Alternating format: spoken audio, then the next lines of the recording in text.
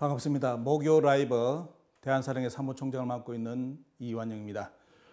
오늘 이 시간은 우리가 그동안 많이 이야기되어 왔던 서경의 순임금에 관련된 내용을 여러분들께 전해드리고자 합니다. 원전 강독인데 여러분들 많이 아시는 사근동호에 대해서 많이 들어보셨을 겁니다. 하지만 많은 책에 이제 사근동호에 대해서 우리 역사를 하는 분들이 한 번씩 말을 합니다. 그 부분에 대해서 왜곡이 이루어진 것다 이렇게 말씀하시는데 전체적인 맥락이 안 잡히기 때문에 대부분 언급에서 그치고 실제 그 문장이 무엇을 뜻하는지 그런 부분에 대해서는 대단히 좀 해석이 미비한 부분이 많습니다. 여러분들이 잘 아시는 서경에 대한 책은 너무너무 많이 나와 있죠. 여러분들 고전으로서 사서경 중에 하나가 이제 서경인데 보면요, 이 서경에 우리 고조선 당군의 실체가 있다는 내용을 아는 분들은 알까요? 보면요, 대부분 모릅니다. 그리고 이제 사기, 여러분들 사마천 사기, 이는 한가람에서 나온 겁니다. 여기도 보면 이제 그런 부분이 있습니다. 이 사근동호에 대해서 뭔가 이렇게 해석을 달래야 된다는 그런 언급이 되어 있는데, 그래서 저는 이제 이 내용을 준비하게 된 것이 한 몇 년 됐습니다. 몇 년 지났는데, 그 이제 환단국의 북코스트 보면서 이제 거기에 사근동호에 대한 이야기가 나왔죠. 보면요, 이것이 이제 원래 여러 가지 역사 왜곡 부분에서 본다면 참말 그대로 고조선 실체를 증명할 수 있는 부분인데 왜곡되었다는 그런 그 환단국의 북코스트 내용을 보고 도대체 이 부분을 어떻게 해석해야 될까 하는 거, 사근동호만 가지고 우리가 말하는 우리 역사 순임금과 우리 당군과의 관계를 이야기할 수 있느냐, 여러 가지 고민했습니다. 그래서 한 몇 년간 고민하면서 이 문장을 다시 파봐야 되겠다 해가지고 그 문장을 가지고 몇 년 동안 계속 되씹고 고민하면서 결국 이제 느낀 게, 감을 잡은 것이 뭐냐면 이거는 그냥 단순한 하나의 문맥의 문제가 아니구나, 전체를 봐야 되겠다 해가지고 파고든 것이 뭐냐면 고대의 예법을 파고들었습니다. 그래서 고대의 예법을 파고들어가니까 그게 이제 몇 년 고민하다 보니까 전체가 다 보였어요. 그래서 오늘 여러분들께 소개해드리는 내용은 그 내용입니다. 오늘 아마 강의 들어보시면 앞으로 이제 우리 서경을 번역하는 분들이라든지 우리 민족 역사학하는 분들, 서경을 가지고 당당하게 우리 당군과 그때의 문화를 소개할 수 있는 그런 힘이 생길 거라 봅니다. 그래서 오늘 여러분들께 전해드리고자 하는 내용은 이제 이번에 대한사랑에 이렇게 학술 발표가 있었습니다. 거기에 제가 이제 서경 우서 순전의 동우의 필례적 접근 해석이라는 해석을 이렇게 논문을 내었습니다. 그런데 내용이 언어가 용어가 어렵다 보니까 저 내용이 뭔지를 모르는 것 같아요. 보면요, 거의 잘 언급도 안 되고. 그래서 저는 몇 년 동안 고민해가지고 이 자료를 찾아내가지고 이 서경 하나 가지고 이제 당군의 모든 실체가 드러났다 이렇게 판단했는데, 문제는 이제 독자들, 우리 시민들이라든지 이런 분들은 용어 자체가 빌리를 하니까 어렵죠. 보면요. 그래서 저 말이 뭔지를 모르니까 아마 이 논문을 많이 안 보겠다 그런 생각이 들었습니다. 그래서 오늘 이 시간 목요 라이브를 통해서 여러분들께 이 논문을 쉽게 여러분들께 전해드리고자 합니다. 아마 전체적으로 들어보시면 너무너무 감동도 받으실 거고요. 이렇게 이런 것이 있구나. 우리는 말 그대로 옛날 문헌, 중국 문헌에 당군이라든지 고조선에 대한 언급이 없는 걸로 되어 있는데, 오늘 여러분들 오늘 전해드리는 내용 보신다면 진짜 너무너무 그냥 단순하게 당군을 언급하고 조선을 언급하는 그런 수준이 아니라 진짜 말 그대로 문화 대국으로서 당군과 고조선을 만날 수 있는, 당군 조선을 만날 수 있는 그런 배경 지식이 여러분들이 아마 얻게 될 겁니다. 자, 먼저 이제 오늘은 원문 강독이기 때문에 그 원문 강독을 하기 전에 여러분들에게 기본적으로 알아야 될 기본적인 그 내용을 여러분들에게 터치해드리고 나중에 후반부에 서경 우수의 순전에 대해서 원전을 직접 여러분께 강독을 해드리겠습니다. 살펴보고자 하는 내용은 요거죠. 보면요, 자, 여러분들 서경 보시면 이제 요임금이 나오고 요임금이 업적이 쭉 나오면서 나중에 순에게 섭정을 맡기고, 그리고 순이 나중에 우를 또 만나가지고 우에게 이제 이렇게 자기 정권을 정하는 그런 내용이, 그래가지고 이제 하상주까지 쭉 이야기 언급되는 부분이 말 그대로 요순부터 해가지고 그 기록이 서경에 나와 있습니다. 그리고 이제 우리가 주목해야 될 부분은 뭐냐면 이 순임금 때 섭정을 하게 된 순임금이 제일 먼저 달려간 곳이 오늘 주제의 내용처럼 동쪽으로 달려갑니다. 왜 동쪽으로 달려갔을까? 그 이유를 오늘 여러분들께 전해드리고자 하는데, 거기에 관련된 문헌이 서경에 나오는 부분이 이 부분입니다. 새 2월의 동순수, 이제 순임금이 순수하게 되죠. 동쪽으로 가는데 그 다음에 이제 태산에 가서 태산과 산천의 제사를 모시고 그 다음에 보시면 사근동호 여러분들 많이 아시는 우리 민족사학회 하는 분들 이 부분 많이 강조하셨죠. 보면요. 사근동호 동호를 비웠다. 동호를 비웠는데 그 다음에 협시월 정일 동률 도량령 하시고 그 다음에 수오래 하시며 오옥과 삼백과 이생과 일사로 지르라. 이지라는 건 패백이라는 뜻입니다. 그리고 여옥이 하시고 졸내복이다 해가지고 그 다음에 나중에 들어가 보시면 이제 오제 일순수 하시고 그 다음에 군우가 이제 사주다 이런 구절이 뒤에 쭉 나와 있는데 이 오늘 내용 주 핵심 내용은 요겁니다. 요 구절 속에 모든 비밀이 당군과 고조선 그리고 중국 문화와의 관계 그리고 예약 문화의 모든 문제 예약의 시초가 어디냐 하는 그런 문제도 이 구절에 다 들어있는데 문제는 대부분이 사근동우에 집중해가지고 이 근자를 가지고 어떻습니까? 근을 가지고 근과 후를 가지고 이거 번역이 잘못됐다. 이 정도만 언급했지 실제로 이게 제가 본 포인트는 뭐냐면 이 전체가 대단히 중요한 문장입니다.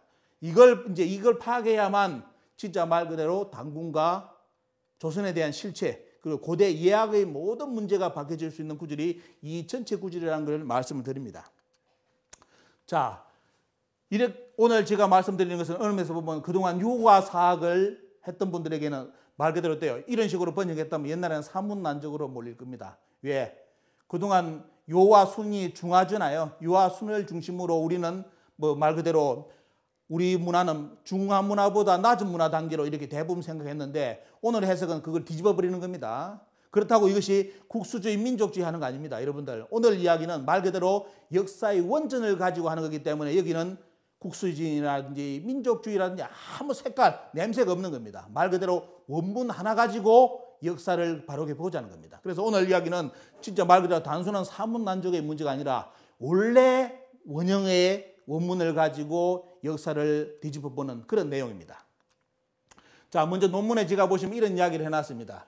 중국 문헌상 동방 고조선의 실체를 명확히 찾을 수 있는 기록은 많지 않다. 특히 통치자 당군에 대한 기록은 거의 전무하다. 우리가 알 수 있는 것은 산해경이라든지 관자에서 그리고 사마천 사기에 언급된 고조선에 대한 언급 이 정도만 이제 알 수 있죠. 하지만 여러분들 잘 아시는 중국의 문헌은 대부분 조나, 그죠? 조나 춘추필법에 의해서 역사서가 쓰이다 보니까 자기들 중심의 역사관을 썼기 때문에 주변국은 어떻습니까? 말 그대로 자기들의 속국이라든지 제후국의 개념으로서 대부분 역사 기술을 해놨습니다. 그러다 보니까 이런 기록이 있지만도 실질적으로 우리 당군과 고조선을 조명할 수 있는 기록은 거의 찾아볼 수가 없는 것이 현실입니다.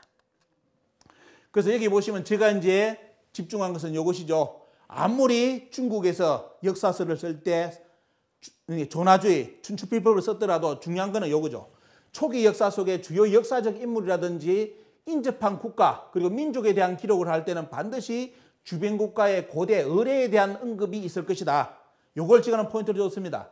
고대 주변 국가의 그러니까 중화와 자기는 중국 중심으로 역사가 썼지만도 주변 국가에 이런 의례 문제가 있기 때문에 이 의례 문제를 잘 집중하다 보면 여러 가지 해법이 나오지 않을까 생각을 했습니다. 특히 이제 여러분도 아시다시피 여기 말씀드린 것처럼 서경은 당뇨로부터 중원의 초기 역사를 구성하는 제왕의 기록이기에 어떤 형태로든지 주변국에 대한 기록이 기술되어 있고 특히 고대 천자와 제후 관계를 살필 수 있는 가장 예식이 뭐죠? 여러분들 오늘 처음 들어보는 분이 있습니다.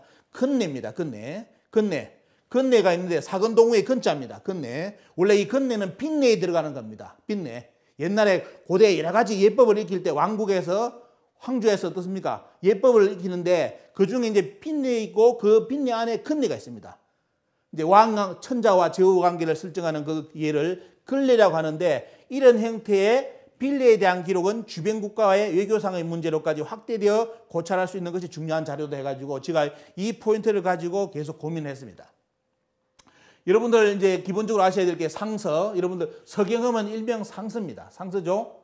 자, 우리가 이제 서경이라 하지만도 실질적으로 많이 상서로 알려져 있고 이것은 시경과 예기와 춘추와 추역 관계에 더불어 오경에 꼽히는 고전입니다. 그렇기 때문에 어느 면에서 보면 대단히 중요한 가치적인 문제가 있습니다. 문헌사적 가치가 있죠. 물론 사서마다 역사가 지나면서 왜곡되는 부분, 추가되는 부분이 있다고 봐야 됩니다. 하지만 제가 말하는 것은 뭐냐? 원형을 보자 이겁니다.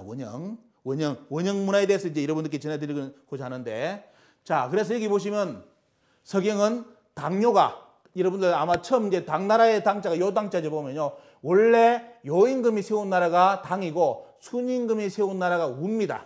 그리고 우임금이 세운 것이 한나라죠. 그래서 대부분이 잘 모르죠. 당뇨 우순을 잘 모릅니다. 순임금, 요임금, 순임금은 아는데 요임금의 나라가 당이고 순임금의 나라가 우라는 것을 잘 모릅니다. 대부분.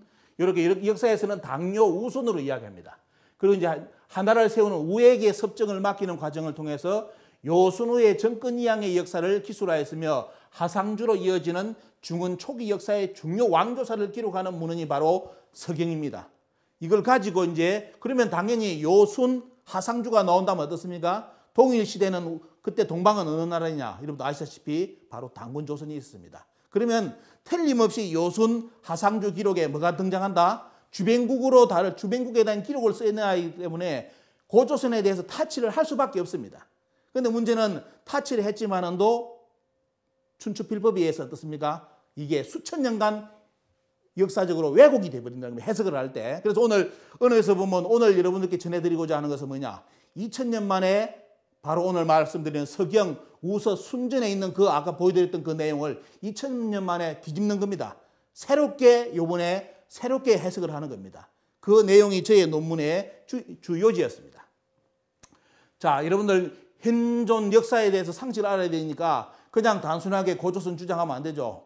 중요한 것은 문헌과 고고학입니다. 문헌과 고고학을 항상 생각해야 되기 때문에 먼저 여러분들께 고고학으로 말한다면 홍산문화 발굴, 고조선의 실존 여부는 홍산문화라든지 BC 2400년 전에 하가점 하청문화 성과, 그리고 위영자 문화라든지 이 연구를 통해서 고조선의 실존은 증명되었습니다. 벌써 왜? 벌써 청동기도 당군조선 이전의 청동기가 이쪽 지역에서 다 발굴됐습니다.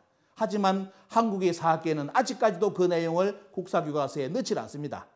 고고학을 주장하면서도 고고학적인 증명 자료가 다 나왔는데도 언급을 하지 않고 지금도 우리 국민들에게 당군 신화를 가르치고 있습니다. 자, 고고학적으로는 고조선에 대한 것은 모든 증명이 되고 있다. 특히 이제 하가점 하청 문화의 단계인 홍산문화 후기의 우화량이라든지 성자산 유적, 능은 유적 등에서 드러난 당시의 큰 사회적 변혁은 고조선의 건국사와 밀접한 관계에 있는 것으로도 밝혀지고 있다 해가지고 여러분들 논문을 보신다면 나중에 한번 꼭 이렇게 여기에 관련된 내용을 꼭 공부를 해보시기 바랍니다. 이쪽 지역 문화는 요서 쪽의 문화입니다. 요서 지역은 말 그대로 요서 지역에 나오는 이 문화만으로도 어떻습니까? 충분하게 고조선의 실존성 여부, 당군 이전의 문화권까지 나오기 때문에 실존성은 다 증명이 됩니다. 고고학적으로. 하지만 여기에 대해서 지금 우리나라 한국사학계에서는 그동안 당군 신화라고 가르쳤기 때문에 이 내용을 국민들에게 안 알리고 있습니다. 특히 홍산문화라든지 요서 지역의 문화가 한국사의 고대 영역이 아닌 것처럼 학술 대회를 하고 국민들에게 어필을 하고 있는 것이 지금 우리 대한민국의 국사학계 현실입니다. 그러다 보니까 말 그대로 동북공정을 당해가지고 북한 지역까지를 고대 중국의 역사 영역으로 이번에 넘겨줬습니다. 이것이 동북공정이죠 보면요. 자, 고조선에 대한 고고학적인 말씀을 드리고 이것이 여러분들 내목을 자치구에 있는 적봉시 오항기로 들어가는 길목에 있는 성자산 산성입니다. 여러분들 산성을 이제 중국에서 이제 복원시키고 있죠. 이게 여러분들 고조선과 그 이전의 문화권이 여기서 다 나옵니다. 그리고 특히 여기에 성자산 산성 꼭대기에 있는 것이 뭐냐면 바로 원형재단. 여러분들 홍산문에서 볼 수 있는 원형재단이 여기에 성자산 산성 저 상층부에 있습니다. 여러분들 이렇게 동그란 게. 그래서 이게 결국은 뭐냐? 이것은 고조선 이전의 문화권입니다. 고조선 이전의 문화권. 이런 문화 흔적을 이런 역사적 발굴을 통해서 우리는 역사학계에서는 어떻습니까? 다 찾아내고 있죠. 아이러니하게 중국의 역사학자들이 당군조선의 실존이라든지 고조선의 실존을 고고학적으로 증명하고 있는 상황입니다. 한국의 역사학계는 고고학이 나오는데도 부정하려고 하고 있는 것이 한국의 사학계의 현실입니다. 자, 특히 여기 보시면 중국의 역사가 중국 사람들이 왜 홍산문화라든지 여기에 하가점 하청에 이렇게 주목을 하느냐. 자, 중국의 역사는 가장 중요한 것이 뭐냐. 공화원년이라는 부분이 있습니다. BC 841년. 이 BC 841년은 뭐냐면 사마천이 사기를 쓰면서 정식으로 기록한 연대입니다. 서주의 여왕이 나오죠 보면 연대기가 여기가 봉기해가지고 정변으로서 세계 최초의 공화 체제를 이뤘다 해가지고 자기들 그렇게 해석해가지고 이때부터 BC 841년이 실질적인 기록의 역사다 이렇게 주장을 해왔죠. 이전의 역사는 어떻습니까? 그 이전의 역사는 대부분 그렇기 때문에 신화로 치부를 해왔는데 문제는 뭐냐? 홍산문화라든지 하가점 하청문화를 이런 문화를 발굴하면서 이제 중국은 하상조 시대의 구체적인 연대를 확정을 하였습니다. 확정을 했고요. 그리고 홍산문화의 최고의 근자인 곽대성 교수의 서성인 고고학계의 소병기 교수는 요선문화를 통해서 고문화의 시기인 홍산문화를 바탕으로 고성 시기의 하가점 하청 시대에서 고국인 하상조 시대로 어떻습니까? 시대로 발전 단계를 거쳤다는 모델을 제시해가지고 결국은 국가 단위 문화권에 대해서 중국 학자들에 대해 당군조선에 대해서는 실존은 어떻습니까? 당군이란 말만 안 할 뿐이지 그 역사 유적을 국가 단계로서 다 이야기할 수 있는 그런 체제를 학술을 다 정립을 했습니다. 자, 우리 국민들은 우리 이 내용을 모르고 있죠. 대한민국 국민들은. 그러니까 지금도 곰과 호랑이 마늘 쑥 이야기를 하는 겁니다. 지금 대한민국 국민들이. 자, 그리고 여기 보시면 문헌상 고대 예학의 기록은 다른 여러 문헌과 연계에 고찰하면 국가 간 인물 간의 관계를 설정할 수 있다 해가지고 제가 포인트를 여기 여쭤보면요. 그래서 여러분들 먼저 내용 원문 강독하기 전에 여러분들께 또 말씀드리는 것이 바로 예학 문화에 대해서 언급을 하고 들어가겠습니다. 고대 예라는 것은 오래로서 이끌어집니다. 길래, 가래, 빈내. 오늘 여기 말씀드리는 이 제후와 천자와 제후가 하는 관계의 근내는 바로 여기 빈내에 들어 있습니다. 빈내에 들어가 보시면 여기에 뭐가 있다? 천자와 제후간의 예법이 이야기되어 있습니다. 그것을 근래랍니다. 자, 빈내, 군내, 흉내 등을 통해서 오래를 뭐라냐면 중국에서 뭐냐면 고대 예라고 합니다. 예고, 그 다음에 보면 그 중에 여기 나오죠. 빈내에는 천자, 제후의 관계가 설정된 근내가 있다. 근내는 천자를 배하라는 제후의 예법이다. 이게 나옵니다. 그래서 여러분들이 근자에 대해서 강조를 많이 하지만 어떻습니까? 오늘 여러분들 원형을 본다면 이 그 근에 대해서 그 사근동우의 근은 단순한 그냥 상위자를 높이는 그런 차원이 아니라 오늘 제가 여러분들 소개해드린 것은 예법으로서 근리를 소개해드릴 겁니다. 어디에요? 바로 빈내에 속하는 천자와 제후 간의 관계의 예법입니다. 자, 먼저 이 내용을 말씀드리죠. 그 다음에 보시면 자, 여기 나오죠. 보면 예법은 어떻게 되느냐. 오늘도 여러분들 말씀드리겠지만 이런 예법, 예학이라든지 문화의 시초는 어디냐. 여러분들 오늘 이것도 소개하고 들어갈 겁니다. 자, 중원 예학의 문화는 당요, 요임금, 순임금, 하우시 그리고 상탕의 시대를 거쳐서 주나라 시대 때 주례로서 집대성이 됩니다. 이 주례를 가지고 어때요? 중국의 모든 정권이 바뀌더라도 왕조가 바뀌더라도 이 예법을 가지고 국가 체제의 모든 예학의 문화가 만들어지죠, 보면요. 그래서 이게 초기 형태에 만들어지는 과정. 요임금, 순임금, 하우시, 그 다음에 어때요? 상탕을 거쳐서 주나라 때 모든 예가 집대성이 되는데, 근데 문제는 뭐냐? 오늘 여러분 보셔야 될 것이 요순 때, 그리고 하우시 때, 그때 우리는 당군조선이었잖아요, 보면요. 이 관계를 설정을 통해서 오늘 여러분들께 예학의 시초가 어디서 왔는지를 또 말씀드릴 겁니다. 자, 중원의 초기 역사에서 시대를 거쳐 의례가 주례로 집대성, 명문화되면서 그 후에 중원 대륙의 국가들은 그것을 기본 틀로 치국과 대국가의 외교 관계를 운영을 했다. 이렇게 제가 말씀을 드립니다.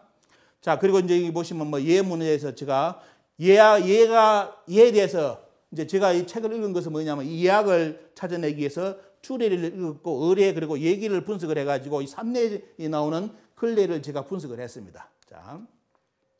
그리고 이제 빈내에 관련된 역사를 말씀드리겠습니다. 빈내 안에 근례가 있다고 말씀드렸죠. 자, 선진, 이거는 진나라를 이야기합니다. 진나라 이전의 천자와 제후 간의 결속을 다지는 조건제도라 말합니다. 우리가 말하는 딱딱하더라도 꼭 알아야 됩니다. 고대 문화에서 조건제도는 지난 이후로는 주변국가의 관계를 중시하는 책봉체제로 바뀝니다. 자, 초기 이거 잘 알아두셔야 됩니다. 자, 선진 이전의 시대는 뭐다? 천자와 제후 간의 조건제도고, 자, 그 다음에 어때요? 진나라 그리고 한나라 이후로는 뭐다? 조건제도보다는 책봉제도. 나중에 조선이 책봉을 받으러 가잖아요, 보면요. 왜? 국력이 딸려가지고 힘이 약하니까 중국에 가서 뭡니까 보면 저를 왕으로 임명시켜 주십시오. 그거 하잖아요. 그게 말하는 이게 책봉제도입니다. 이게. 하지만 초기에는 그게 아니었어요. 옛날에 초기 당군조선 시대 때는 뭐냐? 그런 책봉제도가 아니라 조건제도입니다. 뭐다? 직접 제후가 천자를 뵈러 가서 예법을 올립니다. 예를 올려요. 천자를 뵙는 예법을 올리고. 이것이 이제 나중에는 자꾸 이제 외교 문제 국가도 많아지고 발전하다 보니까 어떻습니까? 그런 형식적인 것보다 책봉으로서 그냥 영향력을 발휘하는 제도로 역사에 이렇게 나가죠, 보면요. 자, 그 다음에 들어가 보겠습니다. 자, 고대 예제 문화에 대해서 말씀드리겠습니다. 여러분들 이게 어느 인물인지 아시죠? 바로 우화량입니다. 우화량. 우화량의 지금 당군 할아버지보다 이전에 제사장이 아마 그 지역을 통치했던 그런 분위기죠. 보면 이렇게 누워있는 모습인데, 자, 중국에서 보십시오. 어떻게 나오는지. 중원 지역 문화권이 아닌 동부 요서 지역의 홍산 문화에서 황하 유적에서는 발견되지 않는 고대 제사 유적이 발굴되었다. 중원 지역 이전의 예례 문화 존재의 가능성을 증명하는 것으로서 동북아 예제 문화 연구의 중요한 고고학적인 성과다. 그리고 곽대수는 홍산인들이 옷과 함께 매장된 풍습에 주목하면서 중국 전통의 예의 기원을 요소로서 요소 지역의 홍산 문화로 보았다. 이게 가장 중요합니다. 여러분들 오늘 잘 보셔야 될 게 뭐냐? 이 예의 문제 그리고 악의 문제, 이 시초가 어디서 왔느냐? 이걸 주장하는 것이 아니라 고고학적으로 어떻게 보면요. 자, 곽대수는 뭐다? 곽대수는 학자라는 것은 이 모습을 보고 뭐냐? 얘는 중원에서 나온 것이 아니라 어디서? 요서 지역의 기원이다. 이런 쪽으로 정립을 해놨습니다. 자, 잘 기억하십시오. 그 다음에 보시면 중국인들이 또 홍산 문화에서 충격받은 것이 바로 동산치 유적입니다. 동산치. 중국 최초의 선사시대의 제사 유적입니다. 자, 중국은 항상 공자를 들이대면서 뭐라죠 보면요. 예학의 시초는 중국 문화다, 중원 문화다 이렇게 계속 강조했는데 실제 당군 뭡니까 보면 당군 이전에 그리고 공자 이전에 때요.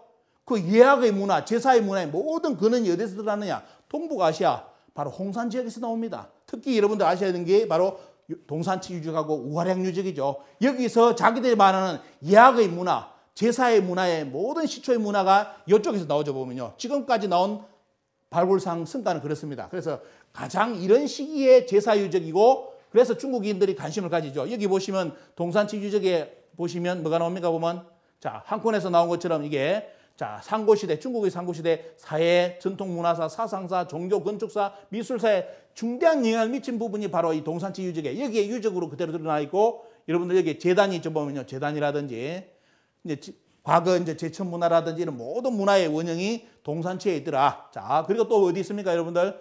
자, 동산치 그때 보면 유적의 전시관에 표현된 그때 사람들이 환물을 추는 거. 그죠? 동그랗게 우리가 말하는 강강수를 내는 것처럼 그런 모습으로서 어떻습니까? 중앙을 중심으로 이렇게 자, 이렇게 예를 올리는 문화. 자, 이 문화가 동산치에서 나왔습니다. 또 여러분들이 주목하셔야 될 게 뭐냐면 바로 우화량입니다.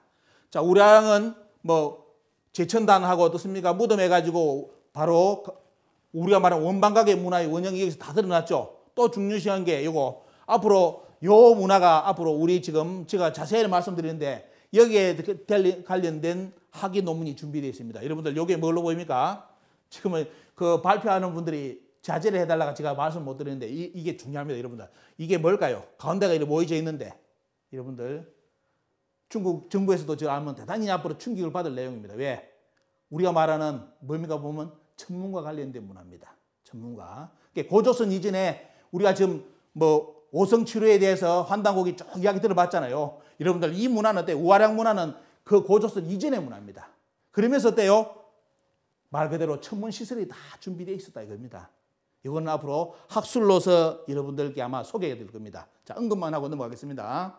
그리고 이제 그때 동산치 유적이 어떻습니까? 사람들 그때 자세라든지 그때 시대 이 시대 사람들이 야만인이라면 이런 자세 취할 필요 없죠.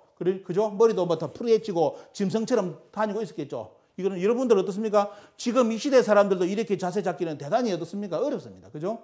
진짜 딱 보자마자 아, 저 때는 뭐다. 예학의 문화라든지 뭐 모든 것이 갖춰져 있구나 하는 느낌을 받는 것이 이런 거죠. 보면요. 사람의 그때 사람들의 자세가 짐승이 그냥 뛰대는 그런 모습이 아니라 어때요? 이렇게 이런 자세로서 그 시대에 생활했다는 자체가 대단히 중요한 겁니다. 그래서 중국에서 뭐다? 학자들이 주목을 하는 홍산 문화를 주목하는 게 뭐냐?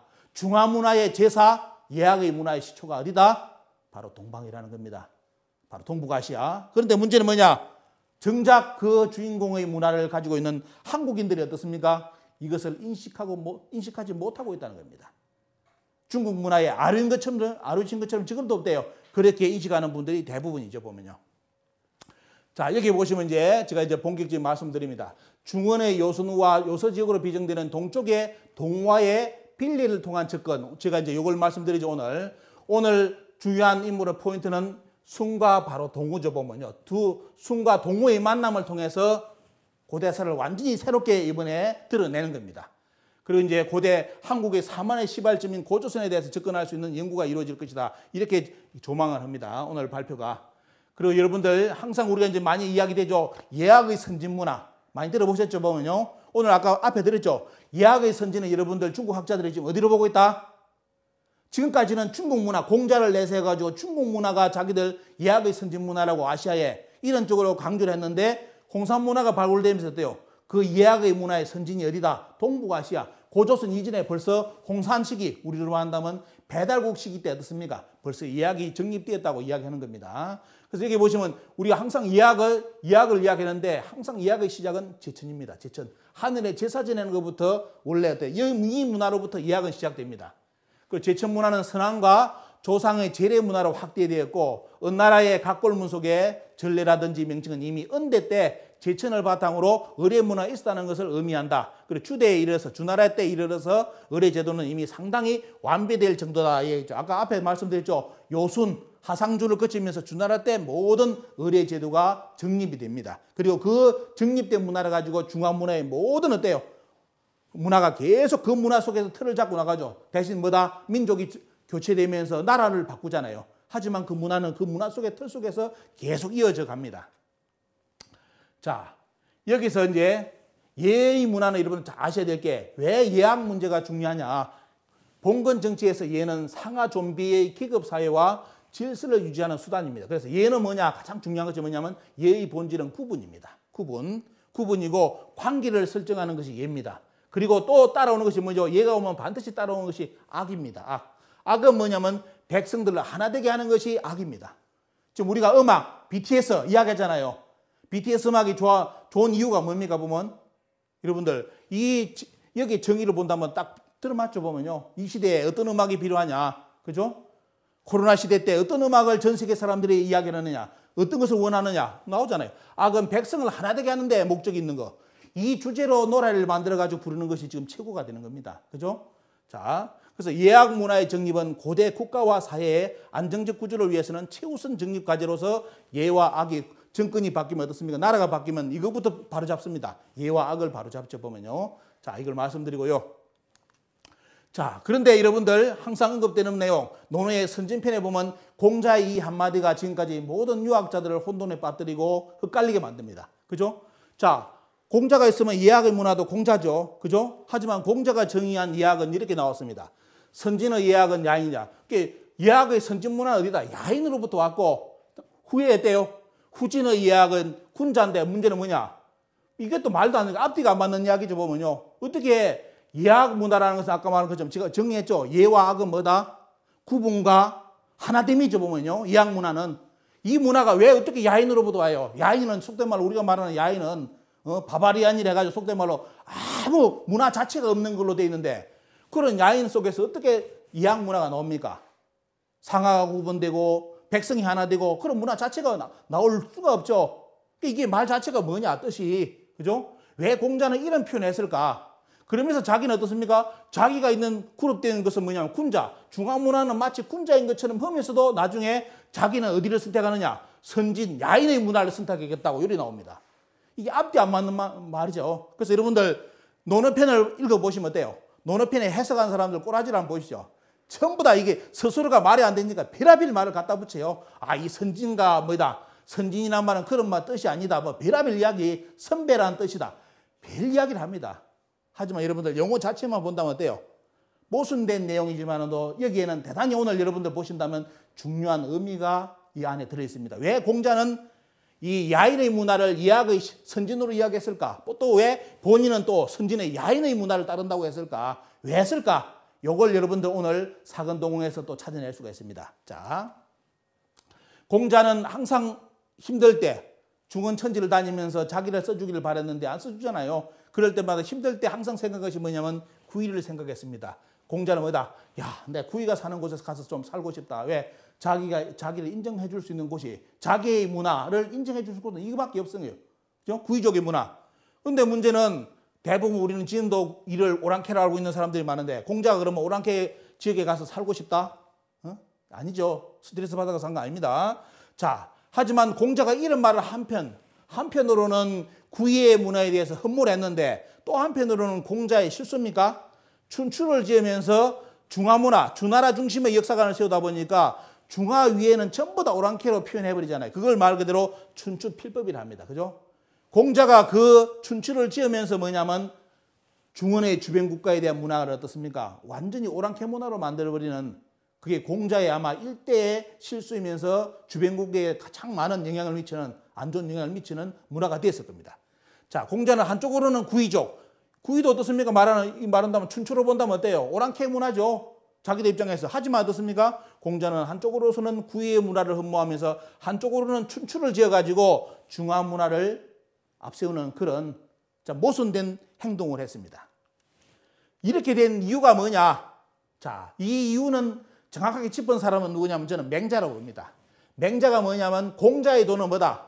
자, 우리가 알고 있는 지금 오늘 아마 이 유튜브 보시는 유학자들도 있을 것인데 보면요. 아, 유학이면 중화 문화 아니냐? 중국 문화라 돼 있는데 여러분도 오늘 한번 보시기 바랍니다. 사서오경 모든 문화에 공자가 가르친 사서오경 이학의 문화는 뭐다? 어디서 왔다? 여러분들 맹자가 딱 짚었습니다. 공자의 도라는 것은 맥의 도다. 맥의 도. 중원의 도가 아니라 맥의 도인데 자, 여러분들 한서의 내용을 말씀드리겠습니다. 한서에 뭐라고 되어 있느냐 보십시오. 자, 맥이라는 것은 맥은 제 어디에 동북방에 있으면서 사만지속이다 나오죠 보면요. 자, 여러분들 사만이 전라도 익산 사만입니까? 오늘 아니죠. 이거는 고조선의 원래 사만강경의 사만입니다. 그죠? 자, 맹자가 아주 충격적인 말을 합니다. 공자가 평생을 엎었던 그 내용, 공자의 도, 사서오경 모든 내용, 예학의 문화는 뭐다? 맥의 도인데 그 맥의 도는 어디 도다? 사만의 도라는 거예요. 사만. 그럼 쉽게 말한다면 어때요? 당군조선의 도라 이거예요. 보면요. 당군조선. 오늘 유학을 공부하시는 분들, 번지수를 잘못 알고 계시는 분들 오늘 이 시간을 통해서 정립하시기 바랍니다. 유학 사서오경 달달달 외웠다? 그 내용이 뭡니까 보면 결국 뭐다 이게 나오는 것처럼 중화사상이 아니라 사만의 도입니다. 원래 당군조선의 문화라는 거예요. 그러면 이 말을 왜 맹자가 했을까? 오늘 여러분들 요 말의 실체도 오늘 강해드리는 원문 강독해드리는 바로 사근동호 안에 이 문장 안에 다 들어있습니다. 왜 맹자가 이 말을 하면서 공자의 모든 도는 뭐다? 바로 사만의 도라고 했을까? 당군조선의 문화라고 했을까? 하는 이유를 오늘 이 우서 순전에서 어떻습니까? 여러분들이 발견하실 수가 있을 겁니다. 자, 여러분들 여기 보시면 여러분들께 한 예를 보여드리는 것이 바로 3년상 문화입니다. 여러분들. 자, 순이 섭정한 뒤 28년 만에 요임금이 죽는데 보면 뭐냐? 약 3년 동안 어떻습니까? 복을 입었다는 기록이 나오죠. 그러면서 여기 보시면 중용이라든지 서경의 많은 부분에 계속 3년상에 대한 이야기 나옵니다. 여러분들. 자, 얼마만큼 나오는지 다는 못 보여드려요. 자, 여기 보시면 서경, 중용, 서경 또 여기 보면 어때요? 얘기라든지 여러 문화에 계속 3년 언급되죠. 근데 여러분도 아시다시피 역사 공부하는 분들 3년상의 문화의 기원은 어디입니까? 여러분들. 왜 맹자가 맥의 도를 했을까요? 공자는 어떻습니까? 이 3년상을 자기 중화문화에 어떻습니까? 침투해가지고 그걸 그대로 정착시켜가지고 이 문화를 만들어내게 하게끔 만들었습니다. 그렇게 살게끔. 근데 문제는 뭐냐? 정작 이 3년상의 문화에 이 문화는 어디서 왔느냐? 자, 여러분들 여기 보시면 공자의 가라든지 보시면 딱 나오죠. 보면 뭐라 했습니까? 보면 얘기 태평을함 소학에서도 뭐냐? 자, 3년상의 주인공은 누구다? 바로 소련대련이다. 자, 소련대련이라는 인물이 공자가라든지 얘기 태평을함 소학에도 계속 소련대련이 이렇게 나옵니다. 여러분들. 자, 소련대련이 뭐다? 상을 잘 추려했대가지고 3년상은 어떻습니까? 치렀다는 기록을 이야기했는데 공자가 이 내용 소련대련 인물을 대단히 많이 언급합니다. 그게 뭐냐? 이 문화의 롤모델이죠. 공자 입장에서. 공자가 성인이지만도 그 성인인 공자도 어떻습니까? 롤모델이 뭐다? 이 상의 문화에서는 바로 소련대련이었다는 겁니다. 자, 그런데 소련대련은 누구다? 여러분들 아시는 바로 부르당군조를 읽어보시면 어때요? 환당국의 부르당군조를 보면 그 소련대련이 어느 때 인물이냐? 바로 부르당군 시대 때 바로 소련대련 인물이 3년상을 치렀다는 기록이 나옵니다. 자, 이런 구조라고 아까 말씀드렸던 왜 맹자가 공자의 도가 바로 맥의 도, 사만의 도라고 했을지 여러분들 이제 짐작이 가실 거죠. 보면요. 갈 겁니다. 보면. 자, 이렇게 인식을 해 놓으시고요. 오늘 원문 강독 들어가야 되기 때문에 이 부분은 빨리빨리 넘어가고 있습니다. 자, 그러면서 이제 자, 이 정도 기초 지식을 가지고 이제 들어갑니다. 이제 자, 2000년간 역사에 묻혀 있었던 이제 동후를 드러냅니다. 동후. 그냥 단순하게 여러분들 후가 제후자가 아니다. 이걸로 하면 안 돼요. 이제 앞으로 우리가 역사를 정리를 받으면 돼요. 아까 제가 말씀드렸던 전체 문장을 살려내야 됩니다. 그래야만 동후가 살아납니다. 동후가 살아납니다. 글자 가지고만 한다면 대단히 한정된 부분이 많고요. 자, 여기 보시면 자, 원래 원문으로 들어가 보겠습니다. 이 원문은 뭐냐면 여러분들이 보시는 원문은 자, 요임금이 순을 부르면서 떼요. 순에게 정권을 넘기려는 그 내용입니다. 제왈,격아.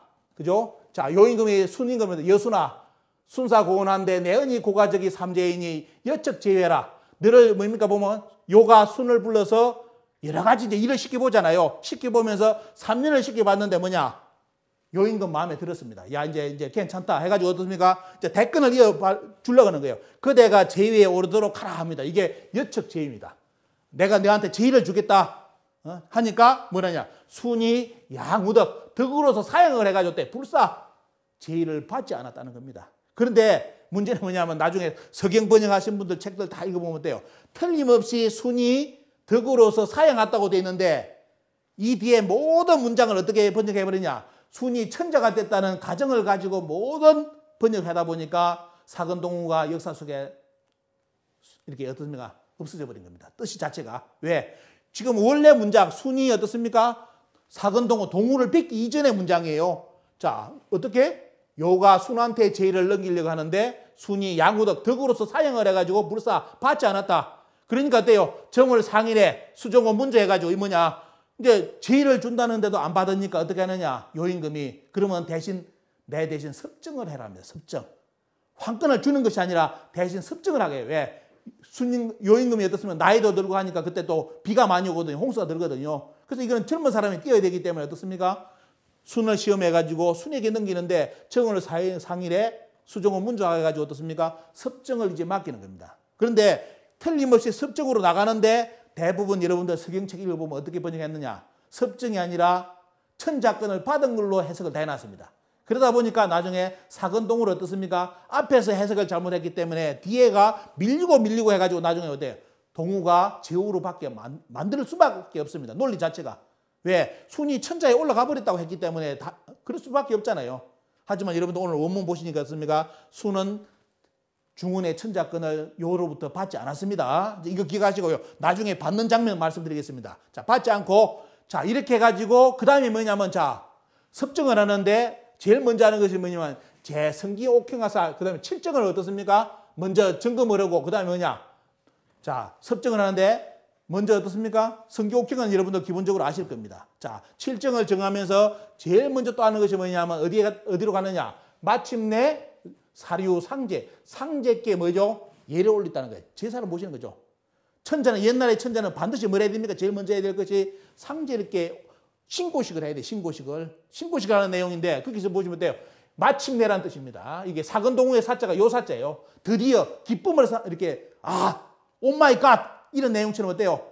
야, 내가 드디어 하느님을 봤다 하는 것처럼 그때 붙이는 용어가 사자예요. 그래서 사근동후의 사자도 그 사자입니다. 드디어 마침내 내가 동후를 만났다?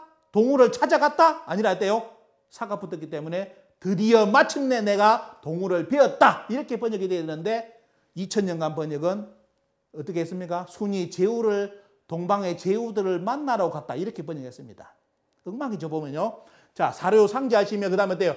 제사 지내는 모습입니다. 제사 지내고 뭐 어떻게 하죠? 이제 자기가 섭정을 해야 되기 때문에 인사를 어떻습니까? 자기가 인사 중심에 서가지고 자기가 잡아야 되잖아요. 그래서 뭘 하느냐? 여기 보시면 이제 군우를 보시면 다 사람들을 모읍니다. 자, 사학을 모으고 군목들을 다 모으는데 그래가지고 나중에 어때요? 집 오서, 여기는 오서는 뭐냐면 여러분들 아시다시피 오서는 뭐냐면 나중에 보시면 옥을 이야기하는데 공무백자남이라든지 그 말 그대로 옛날에 벼슬의 레벨들이 있죠 보면요. 그걸 이제 표현하는 것이 오서입니다. 자, 그런 계급들의 사학과 군목들을 다 모아가지고 이제 순이 정권을 어떻습니까? 섭정하니까 자기 중심의 청정체제를 만드는 부분이 요거예요. 그러면서 나중에 그 사람들을 돌려보낼 때 어떻습니까? 다시 바로 설을 돌려줬다, 옥을 돌려줬다는 기록이 나오죠 보면요. 이렇게 하면서 이제 나름대로 순이 어떻습니까? 바로 섭정하자마자 자기 중심 체제를, 인사 체제를 만들어냅니다.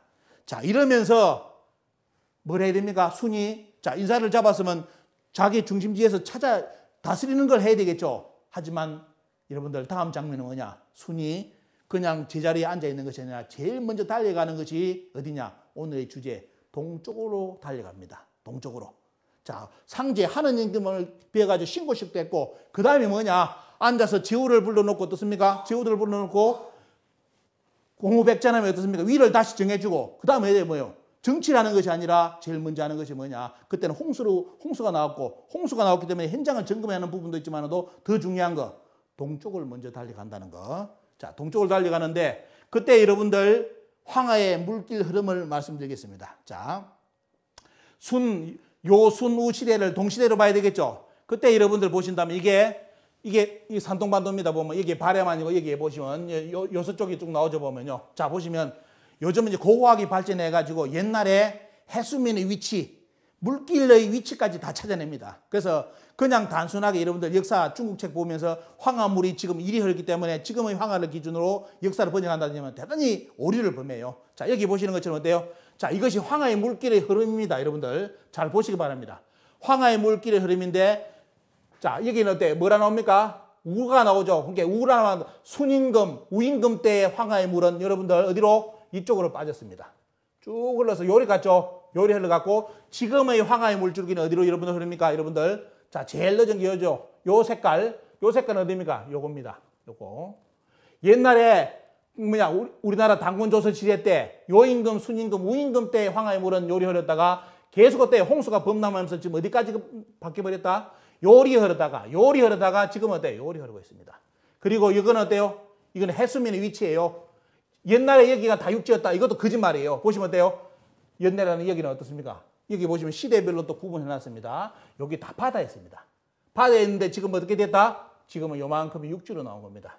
이게 고고학은 이렇게 나옵니다. 자료가. 그래서 이런 걸 가지고 그 시대의 역사에 대해서 해석을 해봐야 되는데, 옛날에 오늘 우리가 보는 포인트는 여기죠. 바로 요임금, 순임금, 우임금 때의 황하의 물은 요때 지금의 황하의 요리 흐른 것이 아니라 요쪽으로 흘렀다. 이거 이제 먼저 참고를 해보시고 그때 내용을 한번 머릿속에 한번 그려보시기 바랍니다.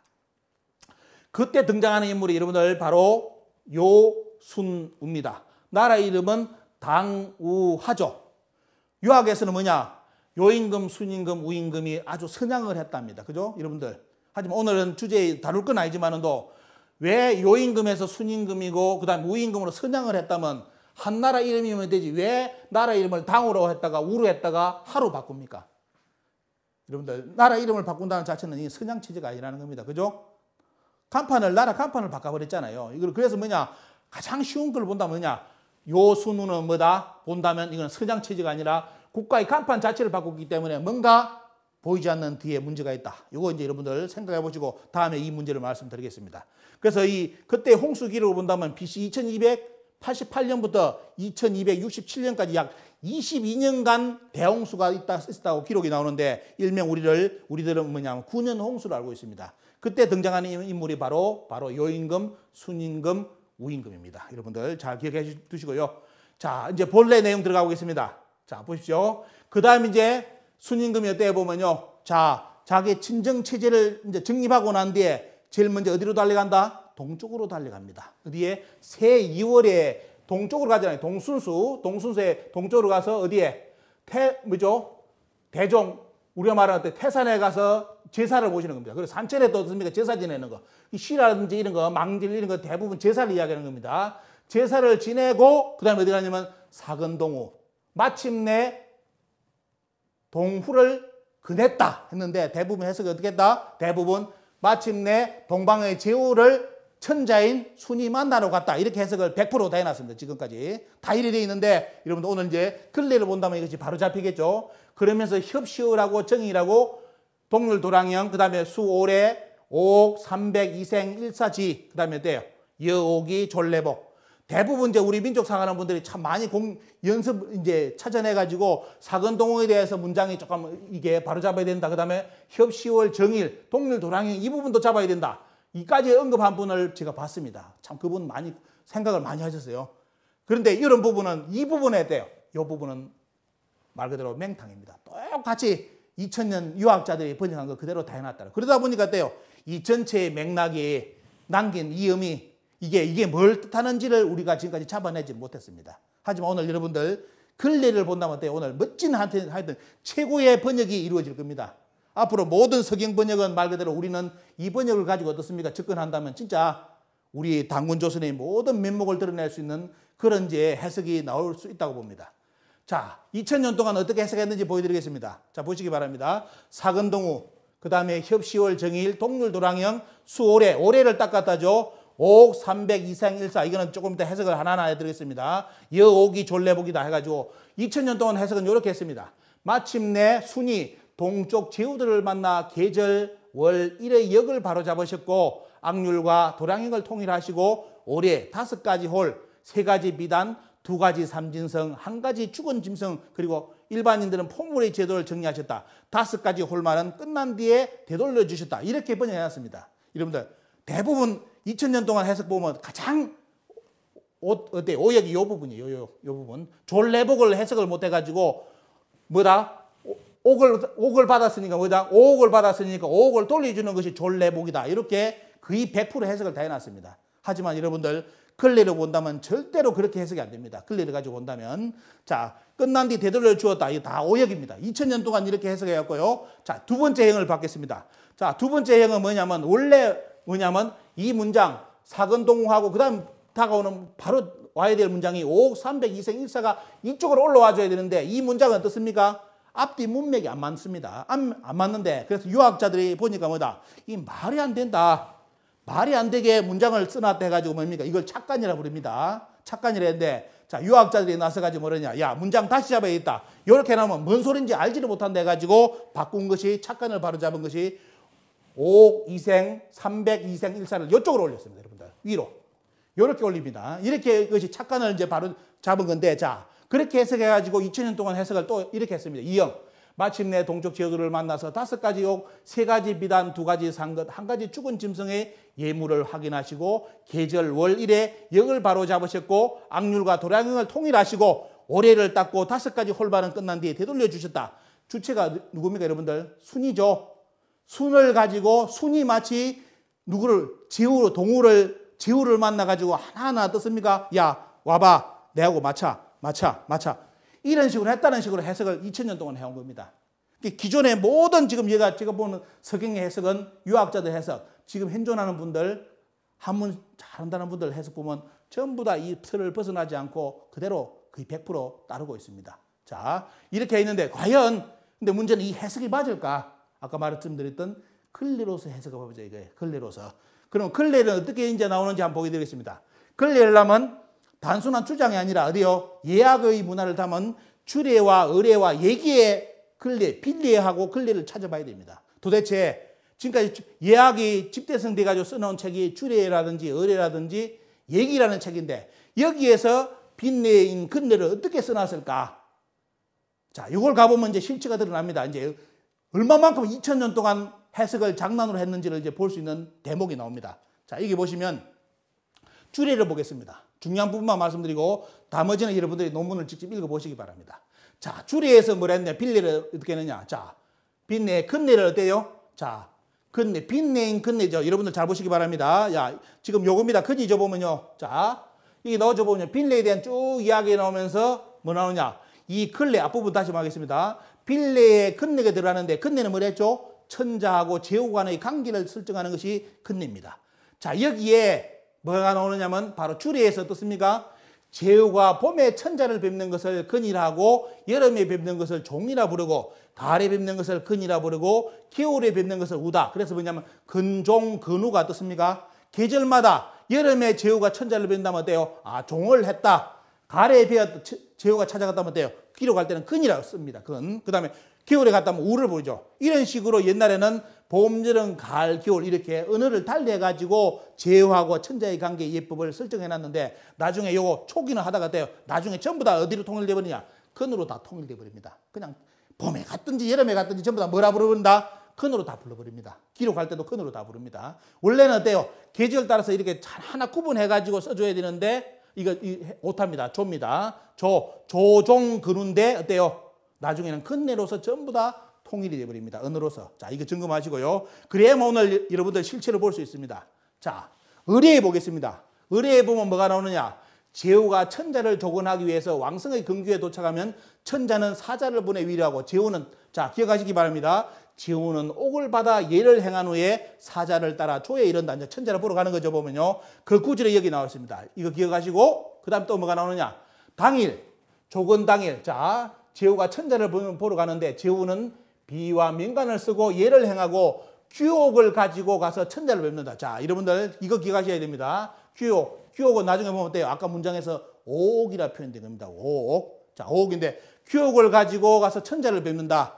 자, 천자가 조건을 허락하면 오른쪽 문을 통해 들어가서 예법이죠. 규를 내려놓고 절을 하고 그 다음에 어때요? 천자에게 규옥을 올린다. 천자가 규옥을 받으면 당위에서 내려와 동쪽에서 북쪽을 향해 두 번 절하고 당시 당위에 올라가 어떻습니까? 다시 당위에 올라가서 두 번 절하고 문을 낸다. 이러면서 어때요? 하나의 철저하게 어떻습니까?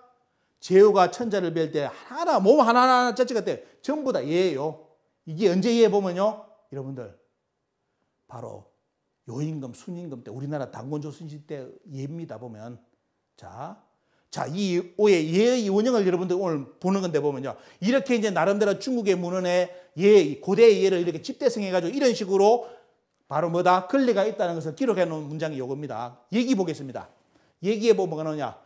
제후가 천자를 뵙는 것을 근이라 부른다. 자, 정확하게 나와 있죠? 자, 사근동의 근은 뭐다? 제후가 천자를 뵙는 것을 근이라 부르고 천자의 직무는 뭐다? 천지와 사방과 산천, 오사에 제사를 지내는 것이 그 시대에 되는데요. 힘, 파워를 발휘하는 존재가 아니라 천자가 되면 뭘 해야 된다? 항상 천지, 사방, 산천, 오사에 제사를 지내는 것이 천자의 근본 업무입니다. 그 다음에 나중에 때요. 순이 5년마다 행한 순수의 목적은 사객에 제사를 올리는 것이다 해가지고 동서남북의 큰 어떤 산을 다니면서 뭐죠 보면요. 그 산신께 천재를 올리고 이런 모든 내용이 전부 다 뭡니까? 원래 그 당시의 천자의 직무입니다. 그런 기록이 어디 나와 있다? 여러분들 얘기에 그대로 나와 있습니다. 이렇게. 자, 보십시오. 자, 여러분들 포인트를 보시죠. 근이라는 것은 뭐다? 오늘 정확하게 이야기한다면 어때요? 그는 제후가 천자를 뵀을 때 한자를 뭐 써야 된다? 근을 써야 된다. 지금이야 만났다 뭐 하면 영어로 뭐 미팅했다. 이래버리죠. 영어로는 도대체 이게 말이 안 되는 거예요. 영어를 하면. 제가 전에 이야기했죠. 아리랑 TV에 보면 뭐가 나옵니까? 기가 찬 게 뭐냐.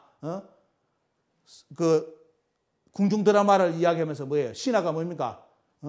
왕한테 상감마마 은혜가 하래와 같습니다. 이렇게 딱 하니까 영어 자막이 딱 나가요. 여러분들 뭐라 나가겠습니까? 하래와 뭐 바다와 이게 영어로 번역이 되겠습니까? 번역이 어떻게 나가요? 밑에 아무리 미사어구가 많이 나가요. 왕에서도 은혜가 이렇다는데 영어는 너무너무 간단하게 흘러갑니다. 밑에 뭐라요? Thank you very much. 요게 영어입니다, 여러분들. 근데 그런 언어로서 이게 근이 비교해야 되겠습니까, 여러분들? 그죠? 이렇게 언어는 동양에서는 언어 자체를 가지고 모든 언어를 이렇게 구분해 놨습니다. 이렇게 예법도 구분해 놨고요. 자, 그래서 여기 보시면 예기에 기록된 제후가 올리는 예물을 여러분들 소개해 드립니다. 이런 걸 본다면 제가 느끼는 게 뭐냐면, 이 서경 공부하시는 분들 그 문장만 공부했지 관련된 문헌을 공부를 근 2000년 동안 안 했구나. 이걸 느꼈어요. 왜? 그게 관심도 없는 거고. 자, 그럼 여기에 보면 어때요? 얘기에 보면 뭐가 나옵니까? 예물에 있어서 천자는 창, 울금으로 담근 술입니다. 이거 하느님께 신께 어떻습니까? 창을 올리고, 제후는 어디에 천자한테 뭘 올리고요?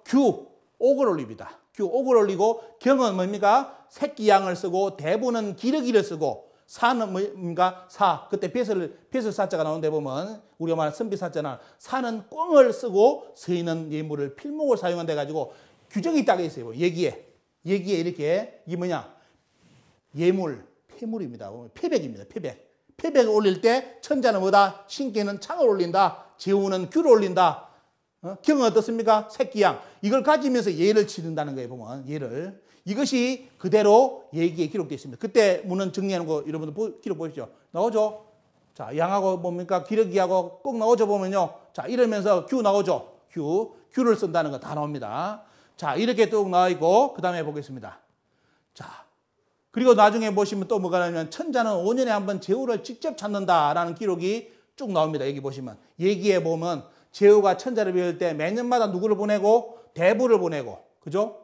그 다음에 3년마다 경을 보내가지고 천자를 뵙게끔 만들고 5년마다 또요. 5년에 한 번씩은 천자가 직접 현장을 와서 이렇게 제후를 본다. 그런 기록이 나와 있는데 나중에 여러분들 원문을 이제 여기 오늘 원문을 공부하시다 보면 이 문화의 원형이 어디서 왔는지를 여러분들 오늘 아실 겁니다. 자, 이 문화가 중국 문화의 천자 문화로서 자리 잡는데 이 중원의 천자 문화가 나중에 어디서 온 것이다? 오늘 사건동원 속에서 다 나옵니다. 사건동원 속에서. 자, 이런 문장이 이렇게 쭉 기록되어 있는 거 소개해 드리고요. 자, 이제 서경우서 순전의 본문인 빈리를 통해서 근리를 이제 해석하는 것을 여러분들께 소개해 드리겠습니다. 앞부분 기억하십시오. 제가 말씀드렸던 앞부분을 가지고 이제 아까 주 문장을 파악해 들어가는 겁니다.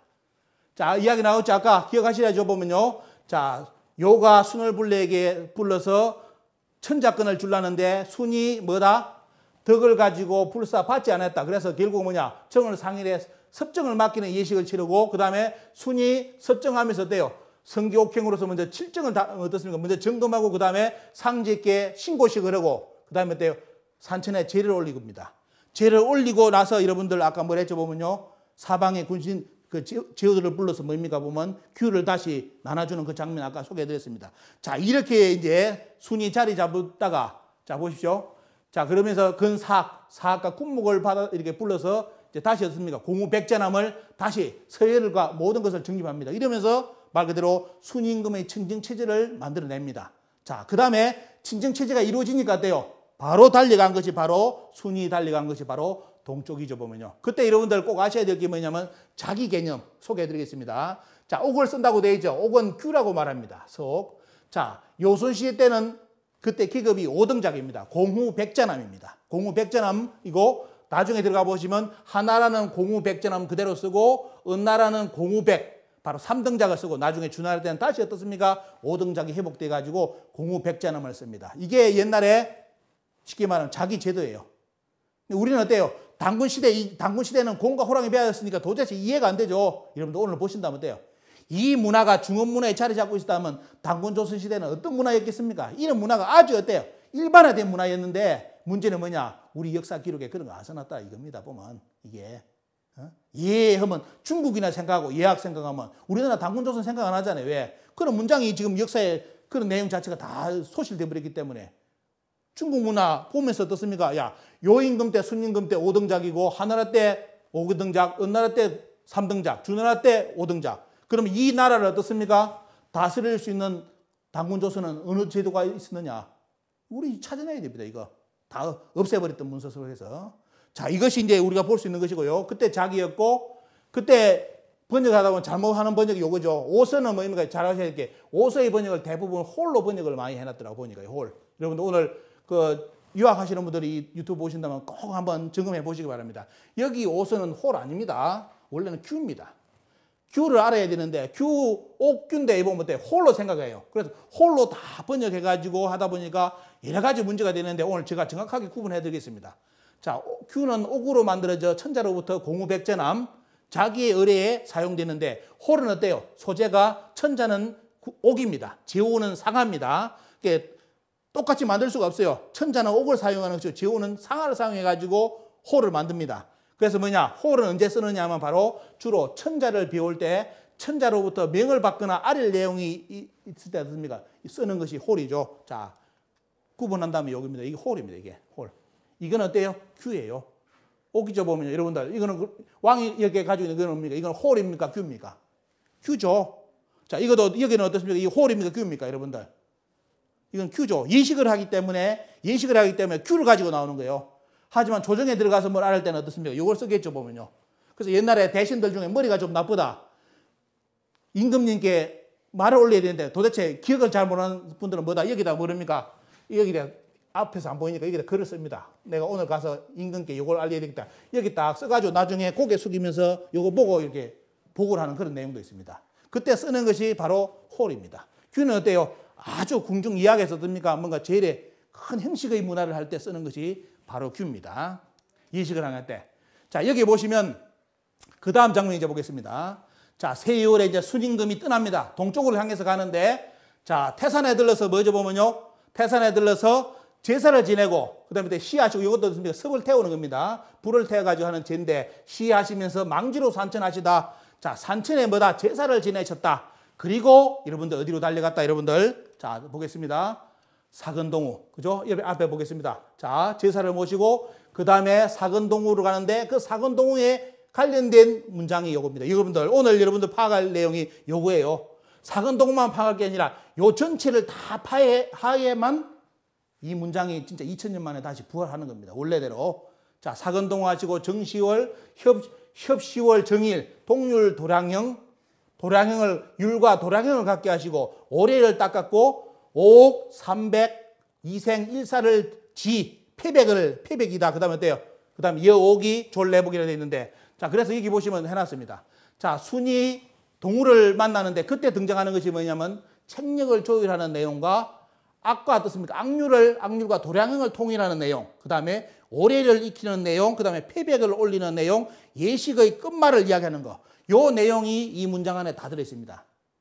근데 대부분이 뭐다? 2000년 동안 번역은 전부 다 이걸 뭐다? 순임금이 주체적 입장에서 순을 어떻습니까? 천자로 보고 동우를 제후로 보면서 모든 해석을 다 했다는 겁니다. 그리고 이제 그 과정 속에서 우리가 다시 어떻습니까? 찾아낸 것이 뭐냐면, 야, 사근동우의 그 글자가 이게 원래대로 본다면 이게 동우가 제후가 아니다. 요까지는 이제 우리가 말을 했는데 문제는 이 전체 문장의 맥락을 파악하다 보니까 이 문장의 가치를 우리가 지금까지 몰랐던 거죠. 보면요. 자, 보겠습니다. 사자, 여러분들 보시죠. 아까 얘기했죠. 사근동우의 사자는 뭐다? 자, 이게도 아까 상제, 드디어, 너무 기쁨에 뭡니까? 넘친 나머지 뭐야? 드디어 내가 상진이께 올다 할 때 그때 쓰는 게 사예요. 그래서 이게 뭐다? 여기 사근동우도 뭐다? 어떤 유학책 읽어보면 사자를 빼고 번역해요. 이거 안 합니다. 원래는 어떻게 해야 됩니까? 반드시 넣어야 될 것이 뭐다? 드디어 동우를 뭐다? 만나러 갔다? 여러분들 아니죠. 뭡니까? 그녀는 뭐랬죠? 제후가 천자를 뵙는 것이 그녀라 했기 때문에 뭐랬습니까? 마침내 동우를 피웠다. 이렇게 번역이 돼야 되겠죠. 그죠? 마침내. 중요한 것은 뭐냐? 사도 대단히 중요하고 큰도 대단히 중요합니다. 그죠? 자, 드디어 마침내 자, 동우를 뵙는데 자, 그는 뭐랬습니까? 하현상 아랫사람이 위를 뵙는 것을 근이라고 정조대왕이 만든 옥편 여러분들 뭡니까 보면 바로 전운옥편입니다. 정조대왕 때 나왔던 옥편이 전운옥편인데 거기에 근을 뭘 했느냐? 뭡니까? 제후가 가을에 천자를 뵙는 것을 뭐다? 근이다.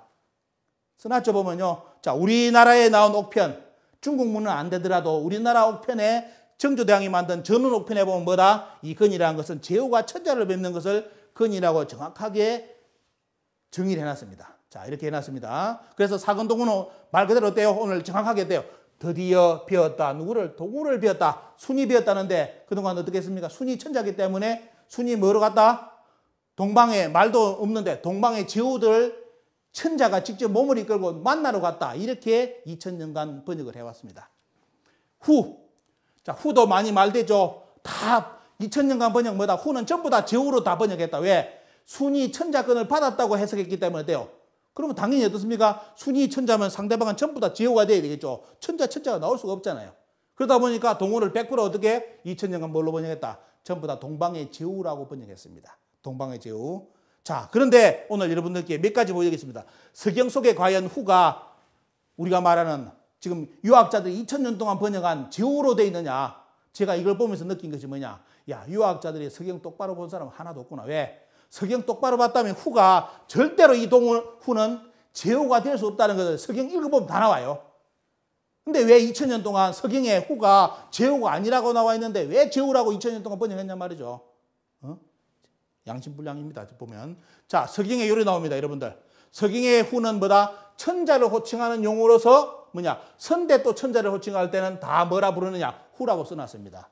여러분들 제 말이 틀린지 여러분들 오늘 집에 가셔가지고 서경을 직접 원문을 다 보시기 바랍니다. 이게 원문입니다. 자, 우가 말하기를 우임금이 말하는데 임금은 그 임금이 어려운 줄 알고 자, 우는 어떻습니까? 용어에서는 임금이지만 중국 입장에서는 해석할 때 천자로 번역합니다. 중국 문에서 서경의 후, 왕이라는 것은 전부 다 천자를 이야기해요. 그래서 뭐냐? 이 문장도 그렇고 이 문장도 볼 때 서경의 하세에 보면 이런 문장 전부 다 대부분의 모든 문장일 때 후라는 것은 뭐다? 여기 보시면 후 나오죠 보면요. 상서라든지 쭉 나오는 거. 모든 후가 뭘로 기록되어 있다? 번역하시면 전부 다 선대, 천자로 다 번역이 됩니다. 서경에 등장하는 어목은 그 왕이 있잖아요. 요순우라는지 그거 보면 진짜 몇 사람 빼고 나머지는 전부 다 해석을 중국 사람들 2000년 동안 어떻게 했었냐? 전부 다 천자의 기구로 해석을 대놨습니다. 그래서 그 천자가 어때요? 기록이 왕이지만도 언급을 할 때 뭐다? 천자로 번역합니다. 그리고 천자의 아버지도 당연히 돼요. 천자로 번역하게 되죠. 천자의 아버지니까. 그런 식으로 다 만들어진 것이 서경에 있는 전부 다 후입니다. 그래서 서경을 읽어봤다면 절대로 후를 제후라고 부를 수 있는 사람은 용기 있는 사람은 없습니다. 2000년 동안 서경의 후에 대한 관심이 없다 보니까 어때요? 한쪽으로는 사근동후를 제후로 번역하면서 어떻습니까? 한쪽으로는 전부 다 이게 후가 천자로 번역이 됐습니다. 자, 이렇게 이율배반적인 번역을 지금까지 우리는 역사 속에 해왔습니다. 그렇기 때문에 나중에 사마천 사기에 오제봉기에 사마천이가 머리를 틉니다. 어떻게 들어놓냐? 자, 어떻게 원래 문장은 사근동후죠. 마침내 드디어 동방의 제후를 그냈다. 제후를 이렇게 하면 말이 안 되잖아요. 동방의 제후를 그냈다. 천자인 순이 말이 안 되기 때문에 사마천 사기에 어떻게 살짝 돌리느냐. 뭐라 습니까? 자, 뭐냐? 사를 뭘로? 수로. 물론 의미는 비슷합니다. 하지만 다른 의미가 또 있어요. 수에는. 드디어라는 의미도 있지만 또 다르게 보면 어때요? 사보다는 약간 의미가 더 떨어지는 겁니다. 그래서 뭐냐? 사마천이는 사기에다 보면 사를 수로 바꾸고 건을 뭘로? 견으로 바꿉니다. 건은 물론 아련할 때 현자도 되는데 대부분 견은 뭡니까? 말 그대로 그냥 볼견입니다. 쉽게 말하면 밑에 사람 보는 거. 그러니까 이게 헷갈리게 만들어놨어요. 건을 써버리면 되는데 사마천은 뭐다? 건을 견으로 돌려놓습니다. 그리고 동후의 후를 어떻습니까? 자기도 헷갈리니까 뭐랬다? 글자를 더 늘려가지고 동방군장이라 써놨습니다. 여러분들 이것도 만족할 수 있는 문장 아닙니다. 왜? 동방군장이 순하고 레벨이 같은 건지 순보다 레벨이 낮은 건지 말 안 되잖아요. 느낌은 뭡니까? 순보다 낮은 레벨이에요. 동방군장은. 왜? 근이라는 용어 자체가 뭐죠? 제후가 천자를 뱉는 예법이기 때문에 동방군장이나 쓴다는 자체가 어때요? 역사 왜곡인 겁니다. 동방천자라 해야 되겠죠. 왜? 순보다 레벨이 높은 분이잖아요. 근이기 때문에. 그런데 이렇게 사마천이 사기에 살짝 돌려놓습니다. 자, 그래서 원문 하나하나가 참 중요하다는 것이 이렇게 하나하나 글자 하나 바뀌는 것이 역사를 완전히 어떻습니까? 거꾸로 만들어놓는 그런 내용. 그래서 뭐냐면 여기 보시면 이제 제가 하나 예를 들어드리는 게 뭐냐면 대부분이 아까 뭐랬죠? 순이 제1을 사양하고 나와가지고 섭정하는 과정이 섭정 단계인데 번역을 2000년 동안 다 뭘 했다? 제1을 사용했다고 되어 있는데도 번역을 순이 이제 천자를 받았다. 요래 되어 있습니다. 해석이. 그러다 보니까 그때부터 순이 천자가 되기 때문에 순이 만나는 모든 대상은 어때요? 순보다 낮은 레벨이 되어야 됩니다. 그래서 동우도 어떻게 된다? 제후로 번역할 수밖에 없는 유학자들이 그럴 수밖에 없게끔 자기들이 틀을 만들어버린 겁니다. 하지만 여러분들 보시면 서경의 문장을 두 가지를 비교했습니다. 위의 문장은 뭐냐면 순이 섭정을 할 때의 단계의 문장입니다. 정월 상일에 수종호 문조. 자, 요 임금이 어떻습니까? 문조에 예를 올리면서 섭정을 받았다는 내용이고 요 밑에는 뭐죠? 자, 순이 섭정하고 난데 26팔째. 자, 28년 후에 누가 죽습니까? 제가 죽잖아요. 누굽니까? 요 임금이 죽습니다. 그래서 백성들이 3년상을 치르는데 그때 뭐냐면 나중에 3년상을 치르면서 뭐가 나옵니까? 월정원일에. 그죠? 월정원일에 순이 뭐다? 문조의 제례다. 이 수, 격, 우, 문조가 뭡니까? 이게 뭐냐면 말 그대로 순이 등극했다는 내용입니다. 그래서 순은 실제로 어때요? 여기서 등극한 것이 아니라 요 임금이 죽고 난 뒤에 어때요? 실제 문주에 절하는 것이 뭐냐? 이게 원래 천자를 받은 제의를 받은 겁니다. 요때는 어때요? 섭정의 단계였어요. 그래서 해석을 할 때도 반드시 구분해가지고 해야 되는데 여러분들 서경책 읽어보시면 전부 다 이때부터 수는 천자로 돼가지고 둔갑을 해가지고 사방팔방 다 동서남북을 다니는 것처럼 해석을 다 해놨습니다. 그러다 보니까 해석이 처음부터 잘못되니까 어때요? 뒤에 세월이 쌓이면 쌓일수록 어떻습니까? 해석이 개판이 됩니다. 별의별 말을 다 억지를 많이 만들어놔요. 말도 안 되는 내용을. 원래 원문에 없는 내용을 계속 만들어가지고 해설을 붙여놓습니다. 배가 이제 산으로 가버리죠. 산으로 가버리는데 자, 여러분들 오늘 구분하시라고 문장을 두 가지를 표현했습니다. 위에는 섭정의 단계고 밑에는 순이 실제로 황제로 등극하는 겁니다. 순임금이 28년 후에 요 임금이 어떻습니까? 순임금 섭정 28년 만에 이제 죽고 그때 이제 순이 실제로 천자로 등극하는 내용. 이거 문장이 그대로 있다는 거. 자, 그다음 들어가보겠습니다. 자, 협10월 정일. 자, 여러분들 이제 지금까지 사근동후는 많이 들으셨죠? 이제 또 포인트가 여기 있습니다. 중요한 겁니다. 자, 사근동후의 예법을 봤다면 그 뒤에 문장도 여러분들 이제 어떻게 바뀌어야 되는지 눈치를 챌 겁니다. 자, 협10월 정일. 자, 만나서 뭘 했습니까? 때와 월과 날짜를 바로잡겠다는 거죠, 보면요. 자, 이거는 뭐냐면 잘 보셔야 게 책력을 조율하는 겁니다. 책력을 조율하는데 지금까지 번역 2000년 동안 번역은 뭐다? 순임금이 동서남북을 쫓아다니면서 제후들을 불러놓고 야 날짜 맞춰. 너 며칠이야? 오늘을 뭘로 해? 이런 식으로 했다고 번역을 해놨습니다. 야, 천자가 다니면서 그러는 천자 봤습니까? 천자 제후들 불러놔놓고 야 날짜 맞추자. 니하고 우리하고 수치하고 맞추자. 이런 천자 없습니다. 역사에.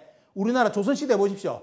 중국에서 뭡니까? 세종대왕 얼마나 좋습니까? 감히 중운의 천문을 사용하지 않고 너희들 독자적인 조선의 천문을 뭐 한다고? 와서 때 없잖아요, 보면요. 왜? 천문을 가지는 것은 천자권의 상징이기 때문에 협시월 정이라는 것은 대단히 문제는 뭐냐? 이거는 천자 문화를 이야기하는 천문. 누가 천문을 누가 지었느냐? 이걸 대비하는 게 요겁니다. 그래서 나중에 보시면 서경에 직접으로 보시면 뭐가 나오냐? 요임금 때 기록에 요임금이 희씨와 하씨 집안입니다. 그때 희씨와 하씨를 동서남북으로 보내가지고 뭘 동지, 하지, 춘분, 추분쯤을 관측해가지고 경수인시 농사철을 가르쳤다는 기록이 바로 서경에 나옵니다. 그러니까 요임금도 때요 동서남북에 천문 관측자를 두었다는 겁니다. 그때 그러면서 여러분들께 오늘 한 가지 보여드릴 게 뭐냐? 쭉 나와져 보면요. 춘분과 추분, 동지하지. 옛날 춘분점을 본다면 항상 천문은 요거와 관련되어 있습니다. 어디 천문 시설이 있다? 그 천문의 위치에서 춘분점과 추분점, 동지와 하지를 어떻습니까? 측정할 수 있느냐? 이게 문제입니다. 자, 여러분들 많이 아는 영국에 뭐가 있죠? 보면요. 옛날에 선사시대 유물이 뭐입니까? 보면 그 뭐죠? 스톤헨지라죠. 그걸 영국에서는 지금까지 뭘 했습니까? 스톤헨지가 전 세계 최초의 천문 관측이다. 근데 문제는 뭡니까? 거기서 동지, 하지, 춘분, 추분점이 측정이 안 됩니다. 여러분. 이런 거 모르죠? 사람들. 모르니까 어때요? 천문시설 비슷하면 다 천문이래. 옛날에 천문의 주요 요점 뭐죠? 농사예요. 농사를 하려면 뭘 해야 된다? 춘분과 추분, 동지, 하지를 관측해야 됩니다. 스톤헨지에서는 이 네 가지를 측정을 못합니다. 한 가지 딱 보인다는 거예요. 위치상. 우리나라 경주에 가보시면 어떻습니까? 첨성대에 있죠 보면요. 거기서는 이런 걸 다 관측합니다. 이런 걸 천문을 본다면 반드시 뭐 해야 할 게 뭐냐? 요겁니다. 여기에 관측되느냐가 관측되면 어때요? 그건 천문시설이에요. 이게 안 된다? 천문시설 아닙니다, 여러분들. 이게 잘 봐야 됩니다. 자, 이때 요임금이 이렇게 천문시설을 동서남북에 사람을 보내가지고 이 네 가지 어떻습니까? 계절을 찾아내는데 중요한 문구가 하나 나옵니다. 여기 보시면 뭐가 나오느냐? 양곡이라는 게. 자, 춘분점을 관측하는 동쪽에 누구를 보내냐면 어디에? 우이 쪽이죠. 우이. 동의에 말할 때 우이가 나오는데 지금 산동반 쪽이라고 지금 많이 하고 있죠. 산동 쪽에. 자, 여기에 보면 어땠으면 누구를 보냈습니까? 거기에 보내가지고 양곡에 보내가지고 뭐 그러느냐? 춘분점을 관측했다는 기록이 여기 나옵니다. 여러분들. 양곡이라는 해 뜨는 골짜기다 나오는데 자, 여러분들 여기 보시기 바랍니다. 후한서 기록에 보신다면 이 양곡을 어떻게 해놨냐면 동해에는 구종이 있는데 자, 동해적 구족 이름이 쭉 나오죠. 쭉 나오면서 뭐다?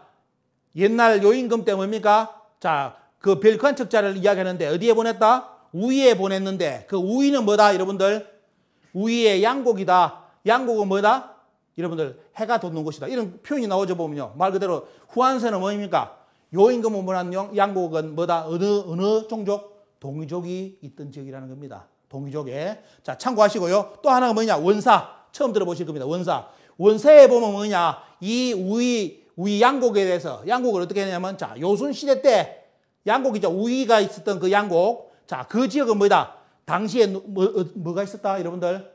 이거 참 까무러치는 내용입니다. 자, 요임금 때 춘분점을 관측하기 위해서 시설을 뒀는데 그 지역은 지금 어떻습니까? 그 지역은 뭐가 있던 어떤 나라가 있던 지역이다? 여러분들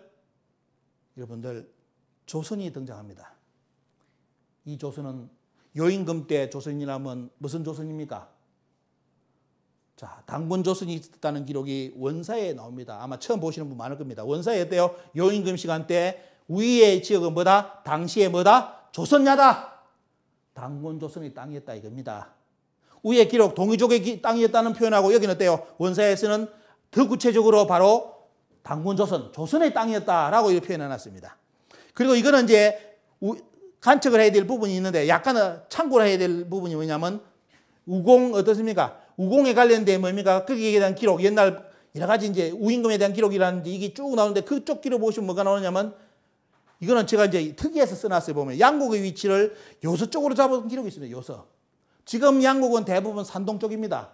그런데 의외로 특별히 또 다르게 어떻습니까? 이 양곡을 요수적으로 보는 기록이 있어서 이것도 제가 이거는 한번 연구를 해야 되겠다는 과제로서 이 논문에 넣어놨습니다. 대신 전체적인 틀은 뭐다?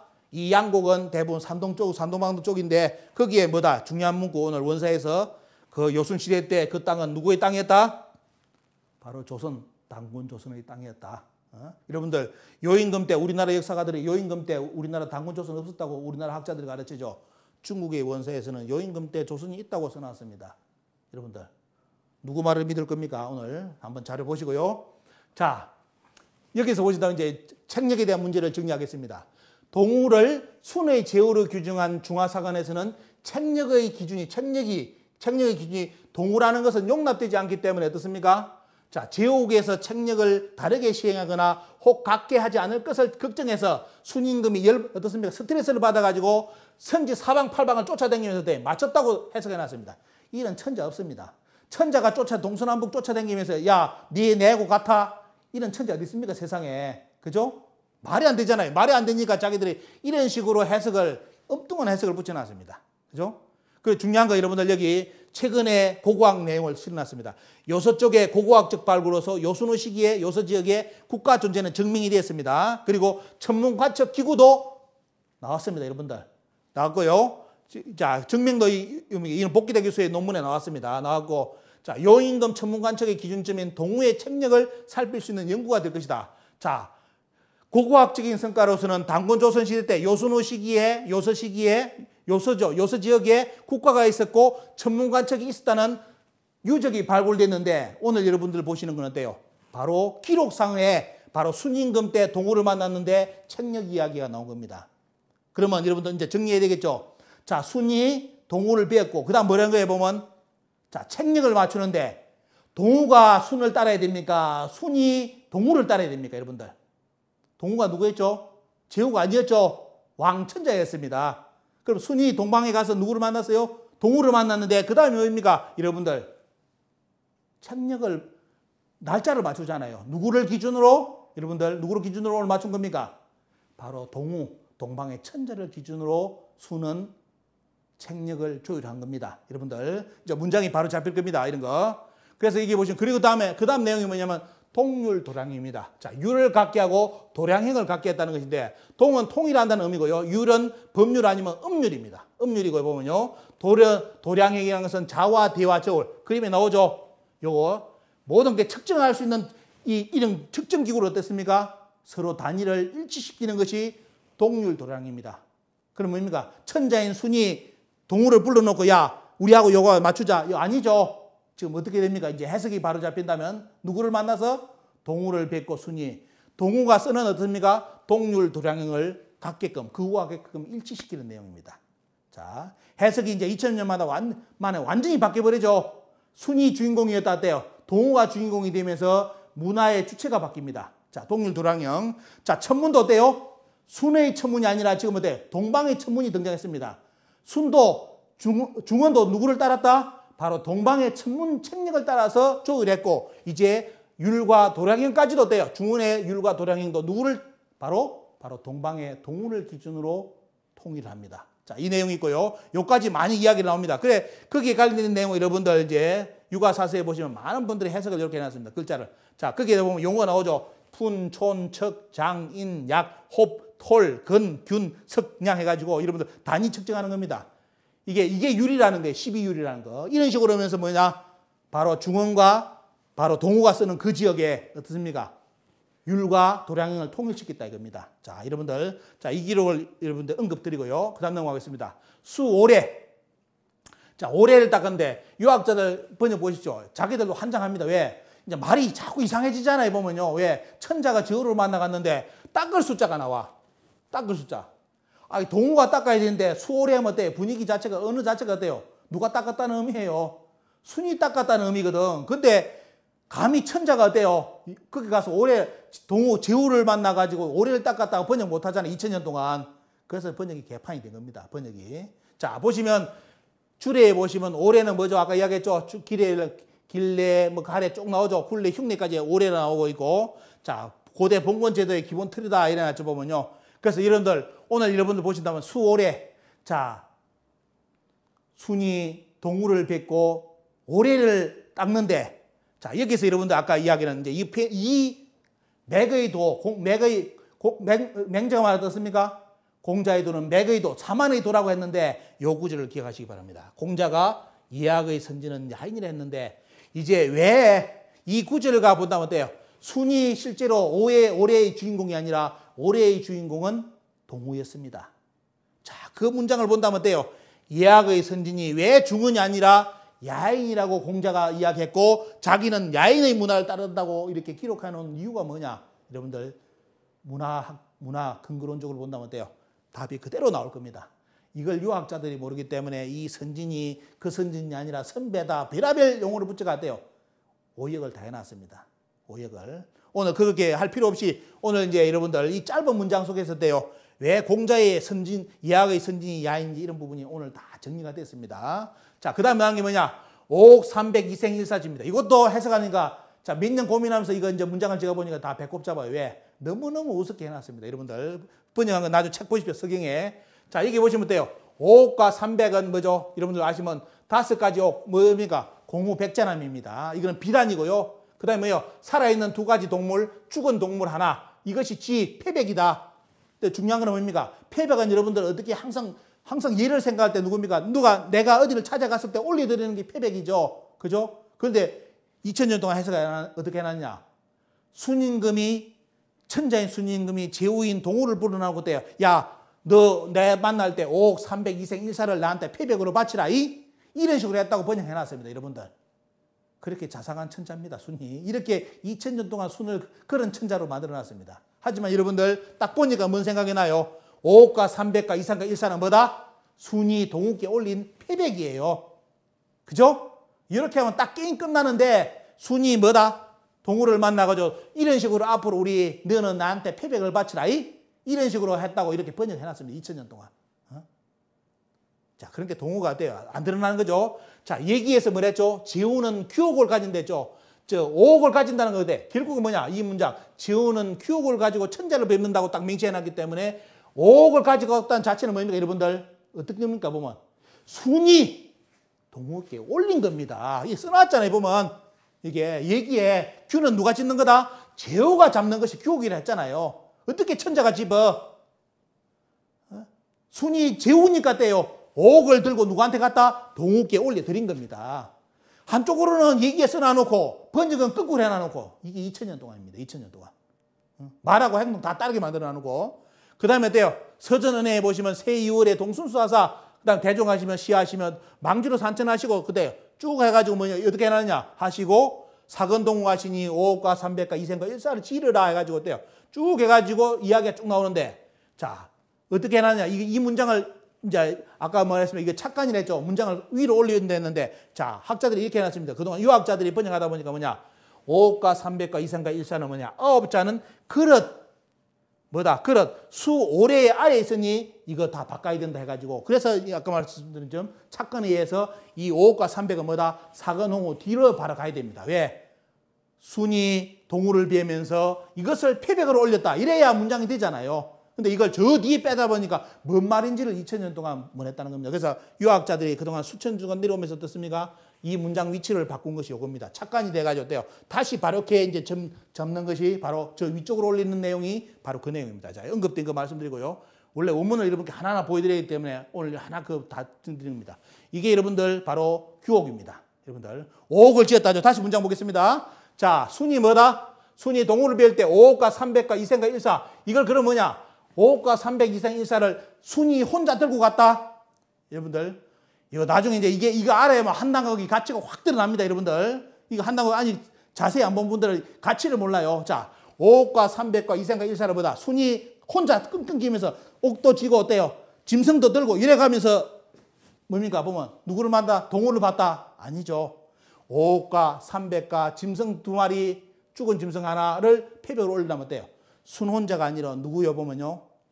밑에 순이 그리는 핵심 참모들을 다 데리고 가서 동우를 배운 겁니다. 그게 환단국에 나와요. 자, 그 내용은 조금 이따 말씀드리고 일단은 여러분들 그 해석을 드립니다. 자, 위치 바꾼다고 말씀했죠. 그게 옥입니다. 그래서 옥은 여러분들 천자는 뭐다? 진규라고 해야 돼요. 옥의 형태가 모습 비슷한데 새기는 무늬가 다 틀립니다. 무늬 잘못 새겼다가는 역적됩니다. 여러분들. 그래서 여기 보시면 공작은 황규, 후작은 신규, 공규, 곡벽, 자작은 어떻습니까? 곡식 모양 있죠, 여러분들? 이거 곡식 모양입니까? 요런 게 어때요? 자작들이 쓰는 바로 뭡니까 보면 규예요, 규. 규에도 무늬가 다 틀리기 때문에 천자가 넣어야 될 문양이 있고 누가 공작에 넣어야 될 후작, 백작, 자작, 남작에 넣어야 될 무늬가 다 틀립니다. 여러분들 이걸 어떻습니까? 순위 이 다양한 오옥을 가지고 누구를 뺐다? 공우백전함의 옥을 싹 모아가지고 어때요? 누구한테? 동우에게 올려드린 거죠, 보면요. 근데 나중에 해석하는 거 보이죠? 그 옥을 나중에 뭡니까? 순위 뭐다? 다시 동우한테 돌려줬다고. 이는 뭐 이상한 나중에 보시죠. 웃기는 번역을 2000년 동안 해왔습니다. 자, 이래 되고 300은 여러분들 아셔야 될 게 세 가지 색깔의 비단인데 자, 보시죠. 순 혼자 이걸 다 가지고 동우를 만날 수는 없습니다. 왜? 어떻게 짐승까지 다 끼고 갑니까? 밑에 대동하는 사람들, 핵심 간부들을 같이 가야 되잖아요. 그때 뭐냐? 300은 뭐냐? 자, 300도 자, 빛깔도 보십시오. 제우와 세자는 분홍색 비단을 잡습니다. 공은 뭐다? 공이라는 공 아시죠? 공은 뭐다? 금은 비단. 부용 아시죠? 부영국의 임금은 누른 비단을 잡습니다. 그게 뭐냐? 300도 어떻습니까? 자, 제우 세자 쪽 해가지고 레벨마다 부영국의 임금이라도 어떻습니까? 잡는 색깔이 다 틀립니다. 함부로 못 잡습니다. 즉이 예예요. 구분이잖아요. 자, 이래가지고 패백을 올리고, 자, 이생은 뭐냐? 살아있는 두 가지 짐승이죠. 자, 뭐다? 이생은 누가 들어야 되느냐? 경이 드는 겁니다. 순임금이 든 게 아니라 동우가 들었던 게 아니라 어때요? 경이 들어야 될 게 이생인데 이생은 뭐냐면 새끼 양입니다. 그리고 뭐다? 대부는 뭘 듭니까? 기러기를 듭니다. 기러기. 그게 뭐냐? 이생을 들고 갈 때는 누가 가야 된다? 경과 대부가 따라가야 돼요. 그러면 순이 어떻습니까? 순이 누구를 동우를 만날 때 뒤에 누구를 데리고 가야 된다? 경과 대부를 데리고 가야 돼요. 거꾸로 만나면 오역을 한다면 어때요? 동우가 순을 만날 때 동우는 누구를 데리고 와야 된다? 동우의 경과 대부를 데리고 와야 됩니다. 이게 예입니다. 왜? 경은 양을 들어야 되고 대부는 기러기를 들어야 돼요. 이게 고대 바로 근래 예법입니다. 천자를 뵙는 예법이에요. 그 다음에 일사, 한 마리 죽은 짐승은 뭡니까 여러분들? 여러분들 꽁입니다. 이거는 사라는 뱃에 있는 레벨이 들어야 될 게 꽁이에요. 그러면 적어도 지금 순과 동우가 만났을 때 몇 사람이 동운이 되게 되겠습니까? 짐작이 되죠? 두 양반의 만남이 아니에요. 예를 치를 때 순과 그냥 어떻습니까? 지금까지 2000년 동안 해온 꼬라지가 뭐냐? 순하고 동우하고 어때? 다이다이, 우리가 말하는 다이다이. 두 사람 만나가지고 뭐 어찌했다는 요렇게 번역을 2000년 동안 해놨는데 여러분들 오늘 하나하나 보시니까 어떻습니까? 얼마만큼 잘못된 겁니까? 말 그대로 양쪽에 흔든다면 어때? 적어도 필요한 인원이 몇 명인지 보십시오. 또 가야 될 인은 경도 가야 되고 제우도 가야 되고 어떻습니까? 제우, 경, 그 다음에 대부, 사라는 뱃을 가진 사람이 따라가야 됩니다. 왜? 그걸 들고 뒤에 따라가가지고 예를 올리는 거기 때문에. 요게 여러분들 오늘 짧은 문장 안에 있는 내용입니다. 이렇게 가가지고 뭐다? 그것이 지더라, 패백이더라. 이렇게 올리면 패백. 이렇게 이제 용어가 되는 거죠. 자, 나오죠, 이제. 5과 300과 이생과 일사가 뭐다? 지르라, 패백이더라. 패백을 이렇게 대부라든지 다 따라가지고 올려드리면서 돼요. 앞에서 예를 올리는 것이 바로 근례입니다. 근례. 그래서 자, 이게 이제 서전은혜라든지 돼 있죠, 보면요. 그게 보이고, 얘기에도 보면 어떻습니까? 이 나오죠. 천자는 신에게 수를 바치고 제우는 규를, 경은 새끼양, 대부는 기러기, 사는 꽁을 예물로 쓴다라고 얘기에 기록되어 있습니다. 그렇게 기록은 해놔놓고 번역은 거꾸로 하고, 이게 지금 2000년 동안 번역이었습니다. 자, 그 다음 넘어가겠습니다. 오기 5개인데 이걸 대부분 2000년 동안 벌써 그래 어떻게 했냐? 이 오기가 오옥이라고 번역을 해놨습니다. 2000년 동안. 다 거짓말입니다. 보면 여러분들. 자, 오기는 정확하게 보신다면 오기는 뭐냐? 경과 대부와 상사와 중사와 하사의 5계급의 사람들이 가져야 될 복장, 장식 그리고 장식의 무늬 등을 말하는 것이 바로 오기입니다. 근데 대부분 번역은 어때? 이렇게 안 하고 어떻게 했다? 5가지 오기이기 때문에 그게 오기, 여오기다 이런 식으로 번역을 2000년 동안 했기 때문에 번역이 참 이상하게 다 되어 있습니다. 자, 이기동 이분이 쓴 바로 석영강설 내용에 요 내용이 있습니다. 이게 오기는 바로 오옥이 아니다. 말 그대로 거기에 필요한 복장, 장식 5계급의 사람들이 어떻습니까? 장식의 무늬다 하는 것이 이기동 교수 여러분들 한동국이 쓰신 번역하신 분 이분 책에 여기에 언급이 되어 있습니다. 그래서 석영 집전에 뭐입니까? 오기라는 것은 오래지기다. 오기는 어때요? 오래를 올릴 때 기구라는 것이지 옥이 아닙니다. 이런 문장이 있는데 왜 그렇게 오역을 합니까? 역사에 2000년 동안이나 동우를 감추기 위해서 그 다음 졸래복 마지막 장면입니다. 자, 졸래복. 자, 여러분들 졸업 아시죠? 졸업. 졸업 모든 이제 시즌 다 끝나면 졸업하잖아요. 그게 졸자가 요졸이야. 근데 보시면 졸을 다 어떻게 엉망으로 해놨습니다. 자, 뭐랬느냐? 자, 여기 보시죠. 대부분 옥은 아까 나오죠. 여옥이 졸래복을 연결해가지고 옥은 예를 바치면 돌려주고 이미 내렸으면 돌려주지 않는다. 순이 동우에게 오설을 돌려줬다. 졸래복을 오설을 돌려줬다고 번역해놨습니다. 그럼 이런데 여러분들 이거 천번만번 졸래복 읽어보시죠. 이거 이 번역이 나옵니까? 오설을 돌려줬다는 기록이 어디 있어? 이 오기는 다른 건데, 오옥이 아닌데 다 완전히 다른 건데도 어떻습니까? 해석을 2000년 동안 요리해 먹은 거에 보면 옥은 일을 마치면 돌려주고 이미 내렸으면 돌려주지 않는다. 순이 동우에게 오설을 돌려줬다. 그게 졸래복이라는 거예요. 아니에요. 말 그대로 졸업의 의미도 모르는 사람들. 자, 이런 의미가 쭉 이제 여기에 보면 견사 쭉 나오는데, 그래서 결론은 뭐냐? 오늘 뒤에 정리를 해야 되기 때문에 제가 딱 정리한 거는 뭐냐? 앞에 예를 다 올렸잖아요. 동일 도량형도 하고 뭡니까? 책문도 어떻습니까? 책력도 다 통일시키고 동일 도량형하고 그다음에 올해도 익히고 어때요? 올해 왜? 올해의 기준점, 예학의 기준점이 어디였다? 여러분 오늘 하나 알고 해야 거. 예학의 기준이 공자가 말한 중문이 아니라 어디 있다? 오늘 문장, 이 문장에서 올해의 기준점은 어디입니까? 바로 동우 당군조선이었습니다. 동우 동방의 천자의 문화에서 어때요? 올해가 가가지고 중문에 나간 거예요. 해석은 일이 되는 겁니다. 이걸 2000년 만에 바꾸는 겁니다. 그래서 결론은 뭐냐? 졸래복은 뭐냐면 제가 결론은 뭐냐? 예식을 마치고 복귀했다라고 저는 번역했습니다. 왜? 앞으로 근래를 다 행했기 때문에 동욱의 예를 패백도 올려드리고 모든 걸 했기 때문에 그 예식이 끝나니까 어떻습니까? 예식을 끝내고 어디로? 자기 근무 장소로 돌아왔다 이거예요. 순이. 동우를 만났으니까 돼요. 이제 돌아와가지고 자기 본인의 위치, 그 다음 시간 지난 뒤에 어디 됩니까? 서쪽으로 가잖아요. 점검으로. 그 다음에 남쪽으로 이런 거 나오지 않습니까? 동서남북 도는 그게 나오는데 그때 졸래복은 뭐다? 옥을 돌려준 게 아니라 예식을 마쳤다. 그리고 자기 업무 자리로 복귀했다. 이렇게 저는 번역했습니다. 자, 여러분들 말씀드리고요. 자, 그 다음에 들어가 보겠습니다. 그래서 그 다음 저 뒤에 내려가 보시면 이런 것을 오제, 자, 천자가 뭐야? 순임금이 5년마다 한 번씩 직접 돌았다. 내용이 서경에 보면 우서의 순전에 나옵니다. 아까 이야기했죠? 자, 이 나오는데 요거 그러면서 보시면 참 배꼽 잡는 게 뭐냐면 얘기해 보시면 어떻습니까? 얘기 왕제편에 보시면 자기들도 말이 안 되니까 이 부분을 하실 때 사족을 달아놓은 게 나옵니다. 보시죠. 자, 순임금이 5년마다 한 번 도는데 동쪽에 가서 뭘 만나고 동쪽에 가서 뭡니까 보면 동쪽에 제후를 만나고 자, 완전히 바꿔버리죠. 얘기에. 자, 동우가 원래 돼. 근이라는 용어 뭐 쓰죠? 왜? 이 얘기에 왕제를 쓰는 사람이 근의 의미를 틀림없이 알았을 겁니다. 그런데도 역사에 사기를 쳐놨습니다. 왜? 근이라는 것은 하급자가 상급자를 빚는 게인데 어떻게 해놨냐? 근이라 써놔놓고 어때요? 제후라 써놨어요. 천자가 제후를 근했다? 말 자체가 안 되잖아요. 그죠? 그죠? 다른 언어를 써야 되겠죠. 근자 말고. 그죠? 볼견자를 쓰든지. 그죠? 이래야 되는데 근이라 써놔놓고 제후를 만났다고 되어 있고 여기 가시면 돼. 뒤에는 더 기가 찹니다. 왜? 순임금이 동방의 제후를 만난 것은 여러분 뭡니까 보면 천자께 예를 올리면서 뭔가 그게 모든 문화를 다시 받는 과정이잖아요. 이걸 해야 되는데 그걸 자기들 입장에서는 중원 입장에서는 그렇게 쓰면 큰일 나니까 어떻습니까? 뭐랬느냐? 순이 돌아다니면서 100살 된 사람들을 만나가 뭐 이런 거 민심을 얻었다. 민심을 살피고 했다. 그런 식으로 뒤에 보시면 어때요? 다 글을 사족을 달아놨습니다. 원래 원문하고는 완전히 다른 내용을 그런 내용을 하고 이게 순이했다고 합니다. 천자라고 했습니다. 근데 원래 나중에 보시면 이 문장은 어디서 가느냐? 이 오제 일순이라는 것도 결국은 뭡니까? 이것도 당군조선의 문화였다는 것이 조금 이따 말씀드리겠습니다. 자, 말씀드리고요. 자, 이제 마지막 정리 시간 들어가겠습니다. 여러분들 두서없는 말을 했는데요. 저 양반이 뭔 말 하는지 감은 잡을 겁니다. 이제 요걸 정리를 통해서 이제 정리를 마무리 짓겠습니다.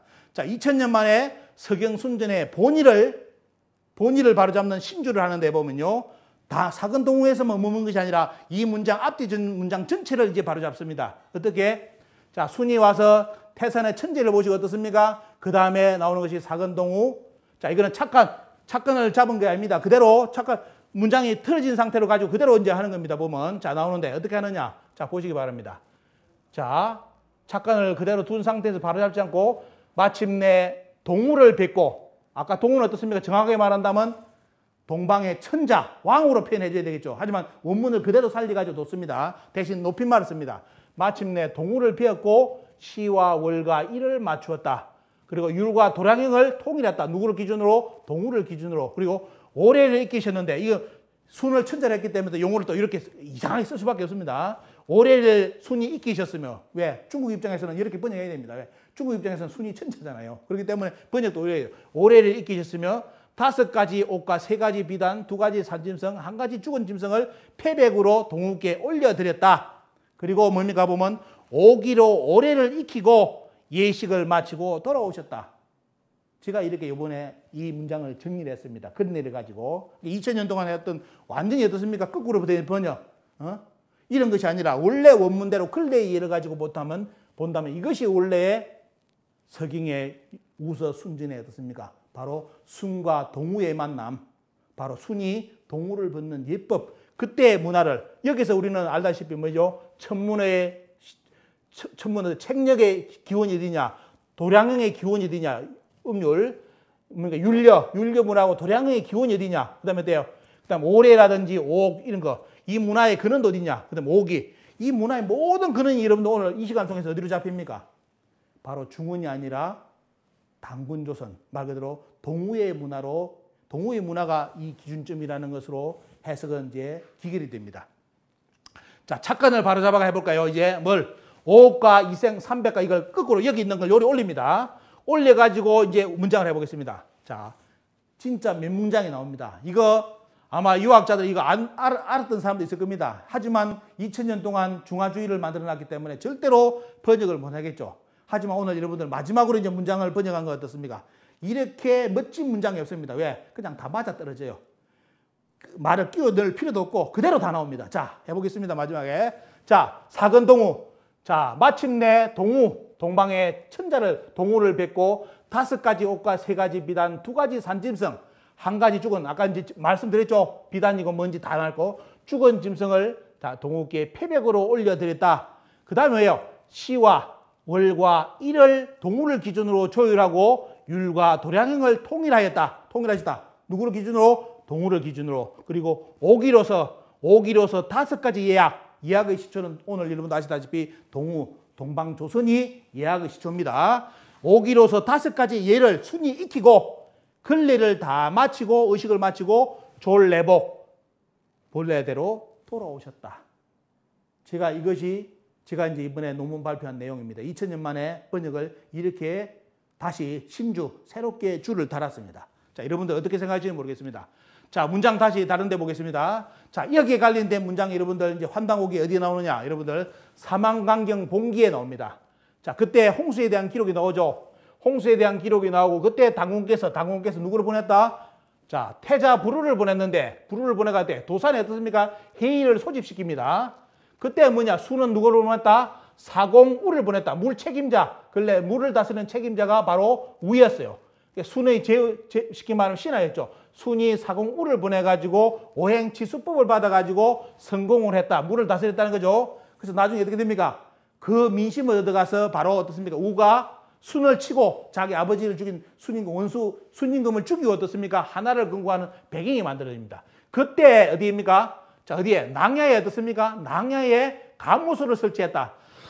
뭐죠? 순을 감시하는 거. 순이 어떻게 다스리는지 어떻습니까? 관측할 수 있는 기구를 어디에? 낭야 지금 산동성 쪽이죠.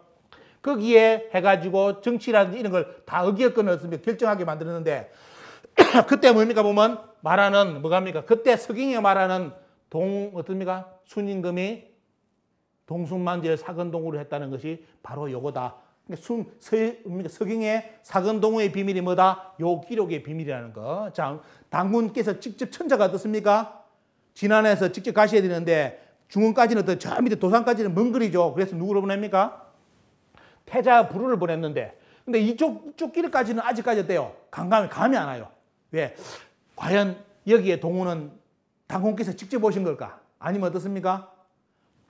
동우를 천자를 대신했기 때문에 천자의 격으로 온 어떻습니까? 바로 부르를 이야기하는 걸까? 부르태자를 이야기하는 걸까?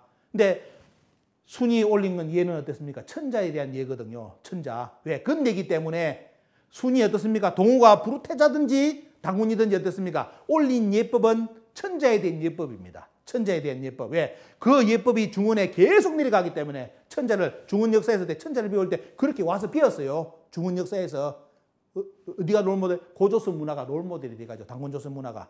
그래서 이게까지는 어때요? 부르에 대한 기록이라든지 부르 직접 당군께서 오셨느냐 이걸 했는데 참 이렇게 약간 헷갈리는 부분이 있죠 보면요. 그래서 어떤 분은 당군이다 아니면 부르다 했는데 여기에 대해서 약간 우리가 조금 더 자세히 볼 수 있는 문구가 뭐냐면 바로 번안세가 상에 나옵니다. 자 뭐냐?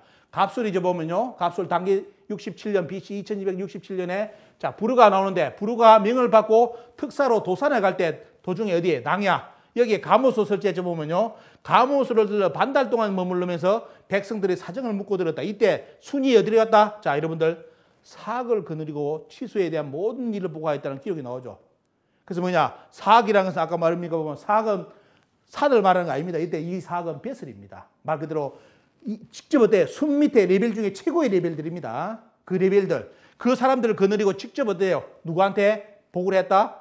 바로 부르 태자에게 보고를 했다는 내용이 나오는데 여기 이제 이 기로 본다면 어떻습니까? 순과 사학이 와서 동우를 배울 때 어떤 일을 바로 천자를 대신한 부르가 왔기 때문에 어떻습니까? 천자의 예법을 그대로 부르 태자에게 올려드리면서 보고를 한 것이 아니냐. 이렇게 우리는 추정을 할 수 있습니다. 문장을 본다면. 더 자세한 내용이 있으면 되는데 그리고 우리나라 조선시대 때 역사서도 본다면 어때요? 부르가 당군께서 부르 태자를 도산에 보냈다는 기록은 우리나라 역사책에 대단히 조선시대에 많이 등장합니다.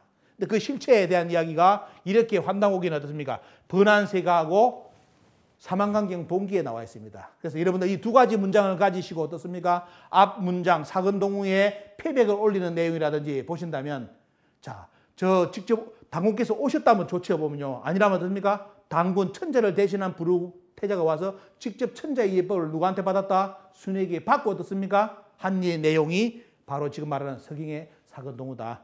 우리는 이 기록을 통해서 뭘 알 수 있다? 말 그대로 당군과 당군 조선의 실제를 알 수 있고 보면요. 그리고 중흥과 당군 조선과의 격의 차이가 격을 구분할 수 있고 또 뭡니까? 예학, 천문, 음악 모든 어때요? 모든 이런 거.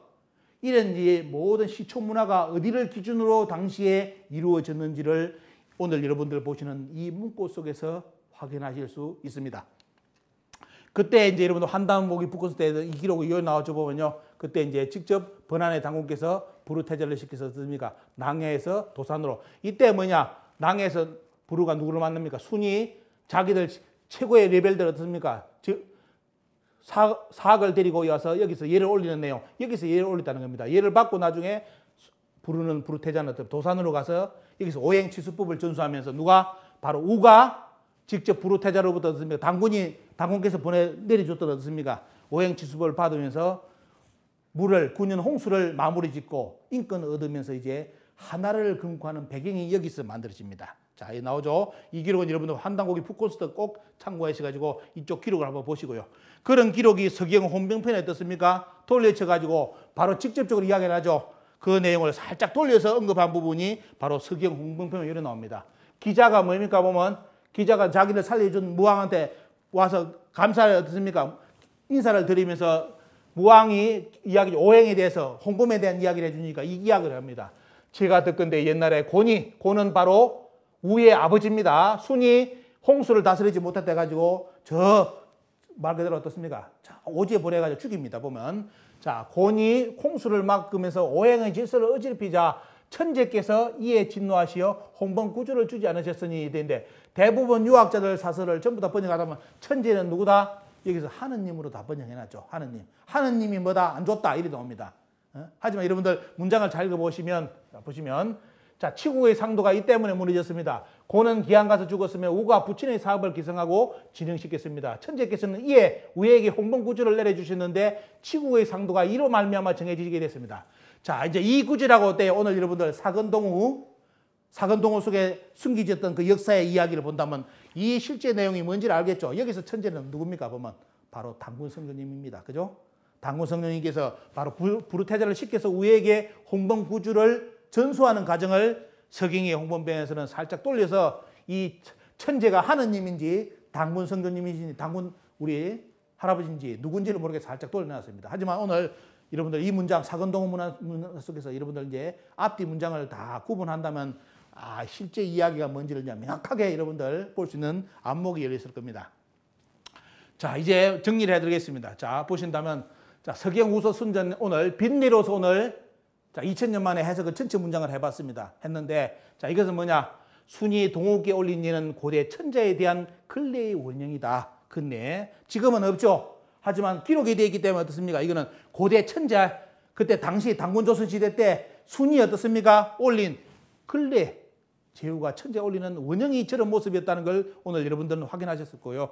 그리고 동우의 조선은 책력과 음률과 도량형, 오래의 중심국이었다는 걸 왜? 여기가 기준점이니까 와서 다 맞췄잖아요. 보면 통일했고. 그것을 여러분들 확인하실 수 있을 거 보면요. 그리고 서경우서 순전의 사건동우는 당군조선의 실제와 통치자 당군의 격, 부르타자를 이제 대신할 수도 있죠. 보면요. 격을 드러낸 중원의 공식 문서입니다. 그래서 오늘 여러분들 사건동우 전체 앞뒤 문장 전체를 가지고 어떻습니까? 여러분들 실제 당군과 당군조선 모든 문화 이야기를 살필 수 있는 모든 기준점을 우리는 짧은 이 문장 속에서 다 찾아냈습니다. 여러분들 이것을 바탕으로 여러분들이 이제 살을 붙여 나가시고 다른 이제 원전을 연구하다 보면 진짜 말 그대로 중국 문헌에 당군이 없다 이런 말 자체는 이제 없을 겁니다. 왜? 너무너무 더 자세하게 고조선, 당군조선과 당군의 격을 표현한 문서가 바로 여러분들 뭐다? 바로 서경우서의 순전에 있는 동우 부분이다. 이렇게 여러분들 앞으로 이야기를 하실 수 있을 겁니다.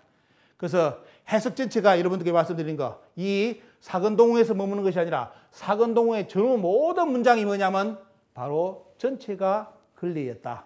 천자를 뵙는 예법이었다는 거. 요거 기억하시면서 이 구절의 해석을 여러분들께 많이 활용하시면서 원래 우리 역사 속에 숨어 있었던 2000년 동안 역사 속에 파묻혀 있었던 당군 할아버지를 여러분들이 이제 드러내실 수 있습니다. 당군 조선을 드러낼 수가 있고요.